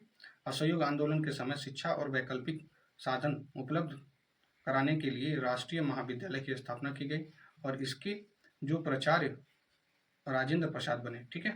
कौन, राजेंद्र प्रसाद। और राष्ट्रीय महाविद्यालय के प्रसंग में बिहार विद्यापीठ का उद्घाटन 6 फरवरी 1921 को गांधी जी के द्वारा किया गया। मजहरुल हक इसके कुलाधिपति और ब्रज किशोर प्रसाद कुलपति बने, ठीक है। असहयोग आंदोलन के दौरान देखेंगे मजहरुल हक ने दीघा के पास मित्र खैरू मियाँ सिद्धांत की प्राप्त भूमि पर सदाकत आश्रम की स्थापना की। मजहरुल हक ने, ठीक है, सदाकत आश्रम की क्या किया, यह स्थापना की। अपने मित्र खैरू मियाँ से इनको जमीन मिला था, ठीक है, दान में। 30 सितंबर 1921 ईस्वी में मजहरुल हक ने सदाकत आश्रम से दी मदरलैंड नामक एक अखबार निकालना प्रारंभ किया जिसमें राष्ट्रीय भावनाओं का आचार प्रसार किया गया, ठीक है। और 22 दिसंबर 1921 को युवराज प्रिंस ऑफ वेल्स का पटना आगमन हुआ और उस दिन पटना शहर में हड़ताल भी आयोजित की गई। 5 फरवरी 1922 में चौरी चौरा घटना के बाद गांधी जी द्वारा 12 फरवरी 1922 को असहयोग आंदोलन स्थगित कर दिया गया, ठीक है। ये याद रखेंगे। चौरी चौरा में क्या हुआ था ना, कुछ लोग वहाँ पे चौरी चौरा में जो पुलिस थाना था उसको फूंक दिया गया था, ठीक है, आगजनी कर दी गई थी। ब्रिटिश सरकार से असहयोग के लिए मौलाना सज्जाद द्वारा इमारत शरिया संस्था का गठन फुलवारी में किया गया, ठीक है। अगला हम देखते हैं इसमें राष्ट्रीय आंदोलन में बिहार आपका अब आता है स्वराज पार्टी और बिहार, ठीक है। कांग्रेस का जो 37वां अधिवेशन 1922 में बिहार के गया में हुआ था और इसके अध्यक्ष कौन थे, देशबंधु चित्तरंजन दास जी थे। और इस अधिवेशन में देखेंगे कांग्रेस द्वारा विधायिका में भाग लेने से क्या किया, बहिष्कार करने का निर्णय लिया। चित्तरंजन दास मोतीलाल नेहरू आदि विधायिका में प्रवेश के पक्ष में थे, ठीक है। उन्होंने मिलकर 1931 ईस्वी में स्वराज पार्टी की गठन किया, ठीक है। बिहार में फरवरी 1923 में स्वराज पार्टी का गठन हुआ और श्री कृष्ण सिंह इसके प्रमुख नेता बने, ठीक है। बिहार में स्वराज पार्टी के प्रथम अध्यक्ष श्री नारायण प्रसाद और सचिव कौन, अब्दुल बारी थे, ठीक है। बिहार में स्वराज पार्टी, ठीक है, याद रखेंगे। साइमन कमीशन और बिहार देख लेते हैं। साइमन कमीशन में एक भी भारतीय सदस्य नहीं होने के कारण भारत में इसके आगमन का विरोध करने का निर्णय लिया और 1928 ईस्वी में साइमन कमीशन का भारत आगमन हुआ और यह आयोग भारत में मॉन्टेग्यू चेम्सफोर्ड सुधारों 1919 की जांच का उद्देश्य से आया था, ठीक है। और राष्ट्रीय स्तर पर लाला लाजपत राय के नेतृत्व में विरोध प्रदर्शन किया गया। बिहार में साइमन कमीशन 12 दिसंबर 1928 को पटना आया और अनुग्रह नारायण सिंह के नेतृत्व में बिहार के नौजवानों ने, आप देखेंगे, विरोध प्रदर्शन किया और उसको गो बैक साइमन का नारा दिया, ठीक है। आगे बढ़ते हैं। बिहार सोशलिस्ट पार्टी, ठीक है। 1931 में गंगा शरण सिन्हा, रामानंद मिश्रा, रामवृक्ष बेनीपुरी, ये सारे लोग मिलकर बिहार सोशलिस्ट पार्टी नामक संगठन स्थापित किया और 1934 में पटना के अंजुमन इस्लामिया हॉल में बिहार सोशलिस्ट पार्टी की औपचारिक स्थापना हुई और इसके अध्यक्ष आचार्य श्री नरेंद्र देव, याद रखेंगे नरेंद्र देव, और सचिव कौन, जयप्रकाश नारायण थे। ठीक है, जिनको जयप्रकाश नारायण थे। ठीक है, और इसके अन्य जो सदस्य थे जैसे राम वृक्ष बेनीपुरी, गंगा शरण सिन्हा, अब्दुल बारी और योगेंद्र शुक्ल, ये सारे लोग थे। ठीक है, और इस संगठन का मुख्य योगदान समाजवादी विचारों को बढ़ावा देना, किसान मजदूर को संगठित करने में रहा। ठीक है, अगला हम देखते हैं सविनय अवज्ञा आंदोलन। ठीक है, सविनय अवज्ञा आंदोलन और बिहार देख लेते हैं। कांग्रेस के लाहौर अधिवेशन 1929 में पूर्ण स्वराज के साथ सविनय अवज्ञा आंदोलन का प्रस्ताव क्या हुआ, पारित हुआ। प्रस्ताव के अनुरूप हम देखेंगे ना तो 26 जनवरी 1930 को बिहार सहित संपूर्ण भारत में स्वाधीनता दिवस उत्साहपूर्वक मनाया गया। इसी 26 जनवरी को याद रखते हुए 26 जनवरी आप देखेंगे हमेशा गणतंत्र दिवस के रूप में मनाया जाता है। ठीक है, और गांधी जी ने 12 मार्च 1930 को दांडी यात्रा प्रारंभ की और 16 अप्रैल 1930 को दांडी में नमक कानून का उल्लंघन कर सत्याग्रह आरंभ कर दिया। बिहार में नमक सत्याग्रह का आरंभ 15 अप्रैल को चंपारण और सारण जिला में नमकीन मिट्टी के नमक बनाकर किया। ठीक है, नमकीन मिट्टी से नमक बनाकर किया। सविनय अवज्ञा आंदोलन के दौरान देखेंगे बिहार में विदेशी वस्त्रों, शराबों की दुकानों का विरोध किया गया। ठीक है, और मई 1930 में देखेंगे स्वदेशी लीग की स्थापना हुई। कब, 1930 में हुई थी, और इसके अध्यक्ष सर अली इमाम थे। ठीक है, इनका नाम याद रखिएगा।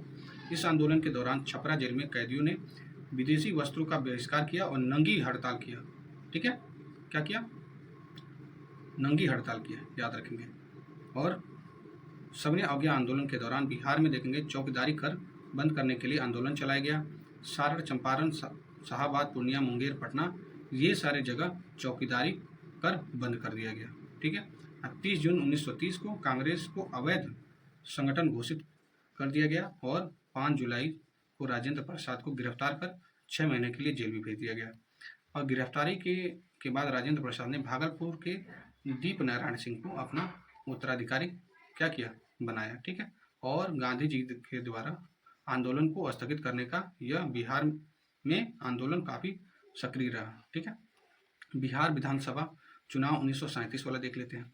इसमें देखेंगे जनवरी 1937 में बिहार विधानसभा हेतु चुनाव हुए और उस चुनाव में 152 स्थानों में 107 पर कांग्रेस के चुनाव लड़ा और 98 स्थानों पर विजय हुई और कांग्रेस को बिहार में पूर्ण बहुमत मिल गया। ठीक है, और विधान परिषद में कांग्रेस को बहुमत मिला और तत्कालीन जो राज्यपाल एम जी हैलेट ने क्या किया, कांग्रेस विधायक दल के नेता, क्या नाम था उनका, श्री कृष्ण सिंह को सरकार बनाने के लिए निमंत्रण दिया और राज्यपाल द्वारा वैधानिक कार्यों में हस्तक्षेप नहीं करने के आश्वासन नहीं देने पर श्री कृष्ण सिंह ने सरकार बनाने से क्या कर दिया, इनकार कर दिया, यानी सरकार नहीं बनाए।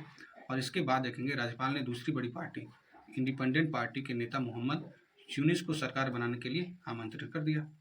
आमंत्रित करने के बाद आप देखेंगे मोहम्मद यूनिस के नेतृत्व में बिहार का पहला अंतरिम मंत्रिमंडल 1 अप्रैल 1937 को गठित हुआ और मोहम्मद यूनिस ने इस प्रकार बिहार के प्रथम जो भारतीय मुख्यमंत्री, तब मुख्यमंत्री को प्रधानमंत्री कहा जाता था, वो बने थे। तो क्या नाम था उनका, मोहम्मद यूनिस नाम था। कांग्रेस द्वारा सरकार बनाने के निर्णय के बाद देखेंगे मोहम्मद यूनिस ने अंतरिम जो मंत्रिमंडल त्याग पद दे दिया। ठीक है, 20 जुलाई 1937 को श्री कृष्ण सिंह के नेतृत्व में बिहार में प्रथम कांग्रेस मंत्रिमंडल का गठन हुआ। श्री कृष्ण सिंह ने बिहार के प्रथम कांग्रेसी मुख्यमंत्री बने और राम दयालु सिंह बिहार विधानसभा के क्या बने, अध्यक्ष बने और प्रोफेसर अब्दुल बारी बिहार विधानसभा के उपाध्यक्ष बने। इन लोगों का नाम याद रखिएगा, इंपॉर्टेंट हो जाता है। द्वितीय विश्व युद्ध के बाद भारत को शामिल करने के विरुद्ध में बिहार में श्री कृष्ण सिंह ने 31 अक्टूबर 1939 को त्याग पर दे दिया। ठीक है, क्योंकि जो द्वितीय विश्व युद्ध हो रहा था उसमें शामिल होने की वजह से श्री कृष्ण जी ने ये त्याग पर दे दिया था। भारत जोड़ो और आंदोलन और बिहार में देख लेते हैं। क्रिप्स मिशन की जो असफलता, क्रिप्स मिशन आप लोग बताएं 1942 में आई थी। ठीक है, क्रोनोलॉजी भी याद आता है, याद रखिएगा, Cripps mission, cabinet mission, Bible plan, ये सारे का क्रोनोलॉजी देख लीजिएगा। ठीक है, ईयर देख लीजिएगा। असफलता के बाद राष्ट्रीय स्तर पर 8 अगस्त 1942 में कांग्रेस द्वारा भारत छोड़ो आंदोलन का प्रारंभ किया गया। गांधी जी ने करो या मरो का नारा उसी समय दिया था। ठीक है, करो या मरो का। और ये आप देखेंगे 9 अगस्त कांग्रेस के प्रमुख नेताओं को गिरफ्तार कर लिया गया। बिहार में राजेंद्र प्रसाद को भी गिरफ्तार कर बांकीपुर जेल भेज दिया गया। ठीक है, और बलदेव सहाय ने अंग्रेजों द्वारा कांग्रेस के प्रमुख नेताओं को गिरफ्तारी के विरुद्ध में महाधिवक्ता पद से इस्तीफा दे दिया। कौन? बलदेव सहाय जी ने।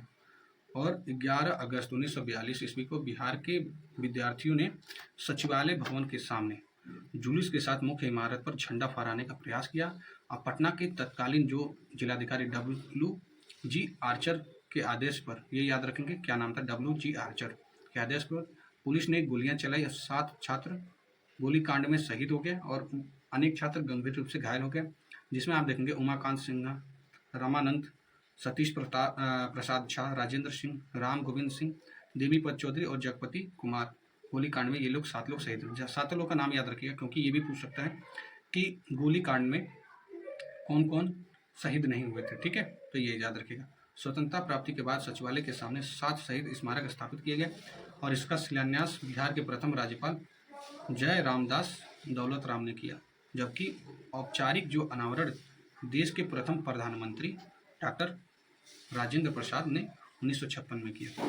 ठीक है, 12 अगस्त 1942 को सचिवालय गोलीकांड के विरुद्ध में आप देखेंगे पटना के पूर्ण हड़ताल रही। पटना पूर्ण हड़ताल रहा।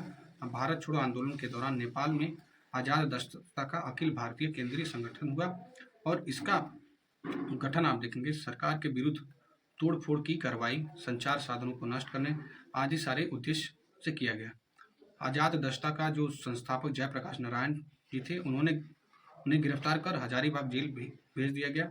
9 नवंबर 1942 को दीपावली की रात भी अपने 5 साथियों, क्या नाम था, रामानंदन मिश्र, सूरज नारायण सिंह, योगेंद्र सुख, गुलाब सोनार और शालिग्राम सिंह के साथ जेल की दीवार फांदकर भाग निकले। ठीक है, और उसी समय देखेंगे आजाद दस्ता का गठन किया। नेपाल में आजाद दस्ता का जो प्रशिक्षण शिविर राजविलास जंगल में गठित हुआ और इसमें बिहार के युवाओं का छापामार युद्ध और अग्नि अस्त्रों को जलाने की शिक्षा दी गई और इसके जो निदेशक थे, क्या नाम था, सरदार नित्यानंद सिंह जी थे। आजाद दस्ता में देखेंगे जयप्रकाश नारायण के साथ राम मनोहर लोहिया, अरुणा आसफ अली, सूरज नारायण सिंह, योगेंद्र सुख, रामानंदन मिश्र, अच्युत पटवर्धन आदि समाजवादी नेता शामिल थे। ठीक है, आजाद दस्ता की रेडियो प्रचार का दायित्व राम मनोहर लोहिया पर था। ठीक है, और 1943 में देखेंगे कि मध्य सभी नेताओं को गिरफ्तार कर लिया गया और आजाद दस्ता का प्रयास क्या हुआ, शिथिल हो गया। ठीक है, यानी धीमा हो गया। और भारत छोड़ो आंदोलन के दौरान बिहार के छात्रों ने ट्रेन पर कब्जा कर स्वराज ट्रेन नाम से चलाया। ठीक है, और सिवान में देखेंगे सिवान में थाने पर राष्ट्रीय झंडा फहराने की कोशिश में फुलेना प्रसाद श्रीवास्तव को पुलिस की गोलियों के शिकार हो गए। ठीक है, क्या नाम था, फुलेना प्रसाद श्रीवास्तव जी थे। ठीक है, और भारत छोड़ो आंदोलन में बिहार का मुख्य केंद्र गांधी मैदान था और आज भी देखेंगे ना, आंदोलन गांधी मैदान में ही होता है। ठीक है, चाहे वो BPSC का एग्जाम लीक का मामला हो, चाहे कोई भी पॉलिटिकल पार्टी का, ठीक है, मामला होता है, तो आप देखेंगे गांधी मैदान में ही आंदोलन होते हैं मुख्यतः। 1942 में इसका नाम पटना लॉन्च था और बाद में 1948 में इसका नाम गांधी मैदान, ये याद रखिएगा, पटना लॉन्च था पहले इसका नाम। ठीक है, 1942 में। 1948 में इसका नाम गांधी मैदान रख दिया गया था। ठीक है, भारत छोड़ो आंदोलन में बिहार 15,000 से अधिक व्यक्ति बंधन बनाए गए और 8,783 को सजा हुई, 134 लोग शहीद हुए और 362 लोग क्या हुए, घायल हो गए। पृथक बिहार और राज्य का गठन, कैसे बिहार अलग हुआ और राज्य का कैसे गठन हुआ, इसका श्रेय किसको जाता है, सच्चिदानंद सिन्हा जी को जाता है। उन्होंने महेश नारायण, श्री कृष्ण सहाय, नंद किशोर लाल के साथ मिलकर 1894 में पटना में बिहार टाइम्स, बिहार समाचार पत्र निकालना प्रारंभ किया और बिहार टाइम्स के मुख्य संपादक महेश नारायण थे। ठीक है, इस समाचार पत्र ने पृथक बिहार राज्य के गठन में देखेंगे महत्वपूर्ण भूमिका निभाई और 1908 में बिहार प्रदेश कांग्रेस कमेटी का गठन हुआ और बिहार प्रदेश कांग्रेस कमेटी के प्रथम अध्यक्ष हसन इमाम थे। ठीक है, बिहार जो प्रादेशिक सम्मेलन का प्रथम अधिवेशन 1908 पटना में हुआ था और इसमें पृथक बिहार के निर्माण की मांग की गई और सर्वसम्मति से इसको पारित में कर दिया गया। और इसका जो दूसरा जो अधिवेशन 1909 में हुआ था, ठीक है, एक साल बाद ही, और भागलपुर में हुआ। ठीक है, और इसको क्या बिहार को आप देखेंगे पृथक करने की मांग को दोहराई गई थी। ठीक है, और 1911 में केंद्रीय विधान परिषद के में सच्चिदानंद सिन्हा और मोहम्मद अली ने बंगाल एवं बिहार के विभाजन को प्रस्ताव किया। ठीक है, प्रस्ताव दे दिया। ठीक है, प्रस्ताव पेश कर दिया और 12 दिसंबर 1911 को दिल्ली में आयोजित शाही दरबार में बिहार और उड़ीसा के क्षेत्र को बंगाल से पृथक कर एक नए प्रांत के रूप में गठन करने की घोषणा की गई। आधुनिक बिहार में से जुड़ने वाले अन्य तथ्य देख लेते हैं, ये भी आपके इंपॉर्टेंट हो जाते हैं।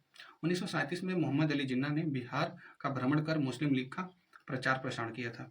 1938 में अब्दुल कयूम अंसारी ने मोमिन कांग्रेस की स्थापना किया और उन्होंने कांग्रेस के प्रति स्वामी भक्त रहते हुए बिहार में मुस्लिम लीग के प्रभाव को कम करने का ये प्रयास किया था इन्होंने।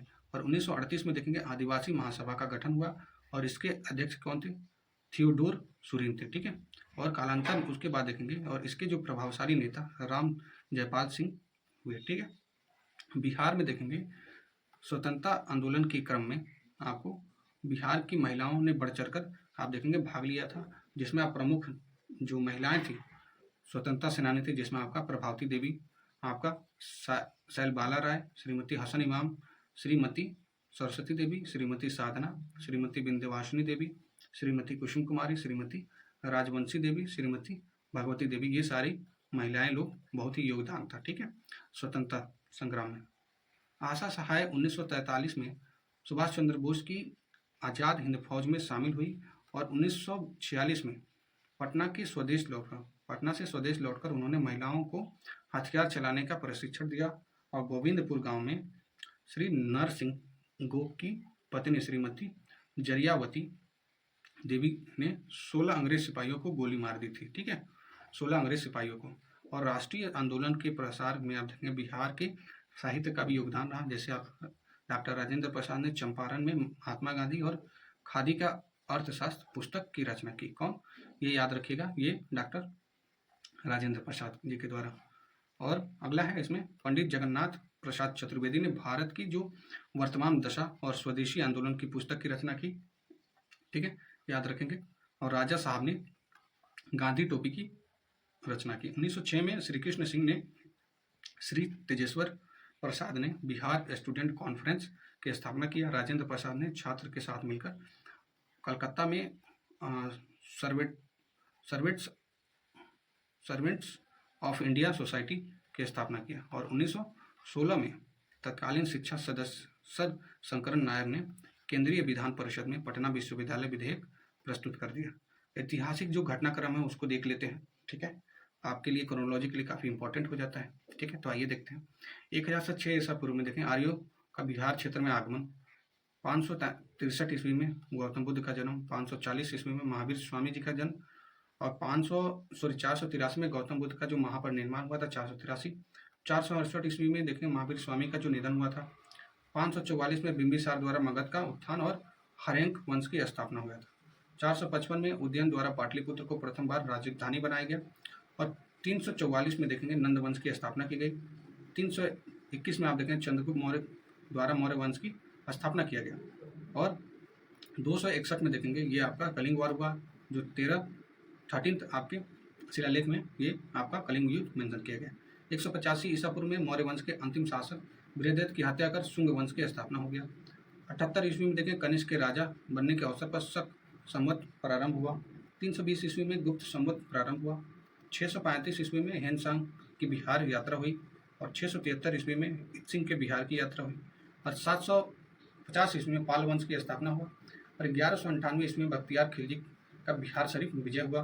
1225 ईस्वी में इल्तुतमिश का बिहार बंगाल का अभियान हुआ और 1324-25 में गयासुद्दीन तुगलक का बिहार आगमन हुआ और 1359-60 में देखेंगे फिरोज शाह का बिहार आगमन हुआ और 1504 में सिकंदर लोदी का बिहार आगमन हुआ, ठीक है। 1529 में देखेंगे बाबर द्वारा जो नुहानियों पर विजय। 1532 में हुमायूं द्वारा नुहानियों पर विजय। 1534 में सूरजगढ़ की लड़ाई शेरशाह की जीत। 1539 में देखें चौसा का युद्ध शेरशाह की जीत हुई थी और 1540 में देखें कन्नौज के युद्ध में शेरशाह की जीत हुई थी और शुंग वंश का स्थापना हो गया था। 1541 में शेरशाह द्वारा पटना का पुनर्निर्माण हुआ था और 1545 में सासाराम में शेरशाह के मकबरे का निर्माण किया गया। 1545 में कलिंजर का युद्ध के दौरान देखेंगे शेरशाह का निधन हो गया था। 1576 में अकबर का बिहार विजय हुआ। 1616 में मुनेर के दौलत शाह के मकबरे का निर्माण हुआ। 1621 में देखेंगे शाहजादा परवेज बिहार का जो प्रांतपति बना, ठीक है, शाहजादा परवेज। 1632 में पीटर मुंडे की बिहार यात्रा हुई, डचों की व्यापारिक केंद्र का स्थापना हुआ 1632 में। ठीक है, 1651 में देखेंगे ब्रिटिश व्यापारिक केंद्र का जो वास्तविक संस्थापक था। ठीक है, और 1666 में देखेंगे बिहार गुरु गोविंद सिंह का जन्म हुआ। 1670 में जॉन मार्शल की बिहार यात्रा हुई। 1699 में गुरु गोविंद सिंह जी के द्वारा खालसा पंथ का स्थापना हुआ। ठीक है, गुरु गोविंद सिंह का नाम याद रखिएगा। 1713 में देखिएगा फारूक सियार का बिहार में राज्याभिषेक। 1717 में अंग्रेजी कंपनी का जो व्यापारिक एकाधिकरण हुआ। 1740 में अलीवर्दी खां बिहार का नवाब बना। 1756 में अलीवर्दी खान का निधन, सिराजुद्दौला का बिहार का नवाब बना। और 1757 में प्लासी का युद्ध हुआ और 1764 में बक्सर का युद्ध हुआ। इसी के बाद पूरा ब्रिटिश का क्या हुआ, स्थापना हो गया। ठीक है, 1765 में इलाहाबाद की संधि हुई। 1770 में बिहार में भीषण अकाल आ गया था और 1784 में गोलधार का निर्माण हुआ। 1821 में देख लेते हैं बिहार में जो वहाबी मूवमेंट था उसको स्टार्ट कर दिया गया। 1856 में संथाल हुआ विद्रोह। 1856 में आपका मुजफ्फरपुर में लोटा विद्रोह हुआ था, 56 में याद रखेंगे। 1857 में देवघर में बिहार में 1857 की क्रांति का प्रसार। 1865 में पटना अभियान द्वारा वहाबी आंदोलन का दमन हो गया था। ठीक है, वहीं 1874 में देखेंगे बिहार में अकाल आया और 1884 में राजेंद्र प्रसाद का निधन आप देखेंगे सिवान में हो गया था। 1899 में देखेंगे बिरसा आंदोलन हुआ। 1906 में देखेंगे बिहार स्टूडेंट कॉन्फ्रेंस की स्थापना हो गई। 1908 में मुजफ्फरपुर में बम कांड और बिहार प्रदेश में कांग्रेस कमेटी का गठन हो गया था। 1911 में पृथक बिहार प्रांत बनाने की घोषणा की गई थी और 1912 में पृथक बिहार प्रांत का गठन हो गया था। 1912 में याद रखिएगा, लास्ट टाइम ये आया था क्वेश्चन। 1913 में पटना में जो सत्येंद्र नाथ सान्याल द्वारा अनुशीलन समिति का गठन हो गया। 1914 में आपका ताना भगत आंदोलन हुआ। 1916 में आपका पटना उच्च न्यायालय की स्थापना, बिहार में होम रूल आंदोलन को प्रारंभ हुआ। 1917 में पटना विश्वविद्यालय की स्थापना हुई और 1919 में बिहार में खिलाफत आंदोलन हुआ और स्वामी विद्यानंद के नेतृत्व में किसान आंदोलन हुआ। ठीक है, 1920 में बिहार में असहयोग आंदोलन और माजरूल हक द्वारा पटना में सदाकत आश्रम की स्थापना हुई। 1921 में देख लेते हैं दोस्तों, ये आप देखेंगे महात्मा गांधी द्वारा विद्यापीठ की स्थापना हो गई थी 1921 में। 1923 में बिहार में स्वराज दल का गठन हुआ। 1929 में प्रांतीय किसान सभा का गठन हो गया। 1930 में बिहार में नमक सत्याग्रह हो गया था और 1931 में आप देखेंगे बिहार सोशलिस्ट पार्टी का गठन हो गया। 1934 में बिहार सोशलिस्ट पार्टी का जो औपचारिक स्थापना हो गई। 1937 में बिहार प्रांतीय चुनाव हो गया। 1939 में कांग्रेस मंत्रिमंडल का त्यागपत्र हुआ था और 1940 में फॉरवर्ड ब्लॉक की बिहार शाखा का गठन हुआ और फॉरवर्ड ब्लॉक आपका 1939 में आप देखेंगे सुभाष चंद्र बोस जी के द्वारा किया गया था। ठीक है, 1942 में देखें भारत छोड़ो आंदोलन में बिहार शामिल। पटना सचिवालय गोलीकांड आपका 11 अगस्त 1942 में, जिसमें 7 छात्र शहीद हो गए थे। 7 का नाम मैंने बताया, वो याद रखिएगा। ठीक है, 1942 में देखें आज़ाद दस्ता का गठन और 1942 में श्री कृष्ण सिंह के नेतृत्व में अंतरिम सरकार का गठन हो गया था। और इसके पहले आप देखेंगे जो अंतरिम जो गवर्नमेंट बनी थी ये मोहम्मद यूनुस जी के द्वारा बना था, लेकिन उन्होंने अपना त्याग दे दिया। 1947 में 15 अगस्त 1947 को भारत औपनिवेशिक शासक से स्वतंत्र हो गया। ठीक है, और उसके बाद आपका आ जाता है बिहार का आपका विभाजन आ जाता है। ठीक है, इसके बाद हम देखते हैं ज्योग्राफी है। ठीक है, यहाँ से आपका भूगोल स्टार्ट होता है।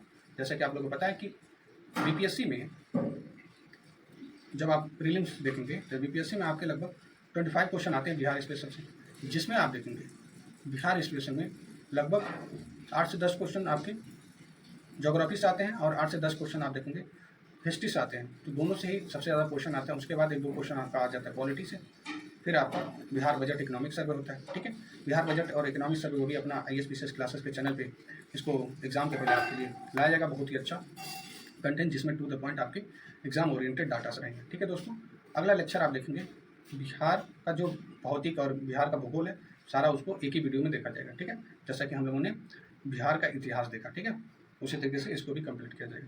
ठीक है दोस्तों, अपना ख्याल रखिए। जय हिंद।